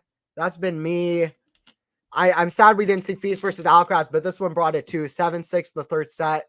I'm excited for the Alcaraz Lehechka too. Queens, Halle, super excited for all these events. Wimbledon, U.S. Open. We'll see if Djokovic can do a calendar year Grand Slam. Wimbledon's going to be fun. And then obviously US Open with so many guys who play well at US Open, especially if Djokovic is trying to go for the slam. So, but yeah, Wimbledon's going to be fun. Everybody's going to show up. It's going to be the field versus Djokovic. But Alcaraz is going to be still one of the big guys to look at, especially since he got the win today. All right. Thank you guys for joining in. That's been me. This is always so much fun. Honestly, so much fun. It's so much fun to talk tennis. Thank you guys for joining in. Chat makes a stream. It's been Anthony Hirsch here on commentary, Quality Shot Tennis. It was Carlos Alcaraz, the young Spaniard, beating the lucky loser who lost to Dimitrov in the qualifying 4-6, 7-5, 7-6, 7-3. Shout out Rinderknecht. He made a match of it. Alcaraz got the win at the end, even though he didn't play his best tennis. Alcaraz is clutch, but he'll need to pick up his game against Lehechka. See you guys at the next one. See you guys at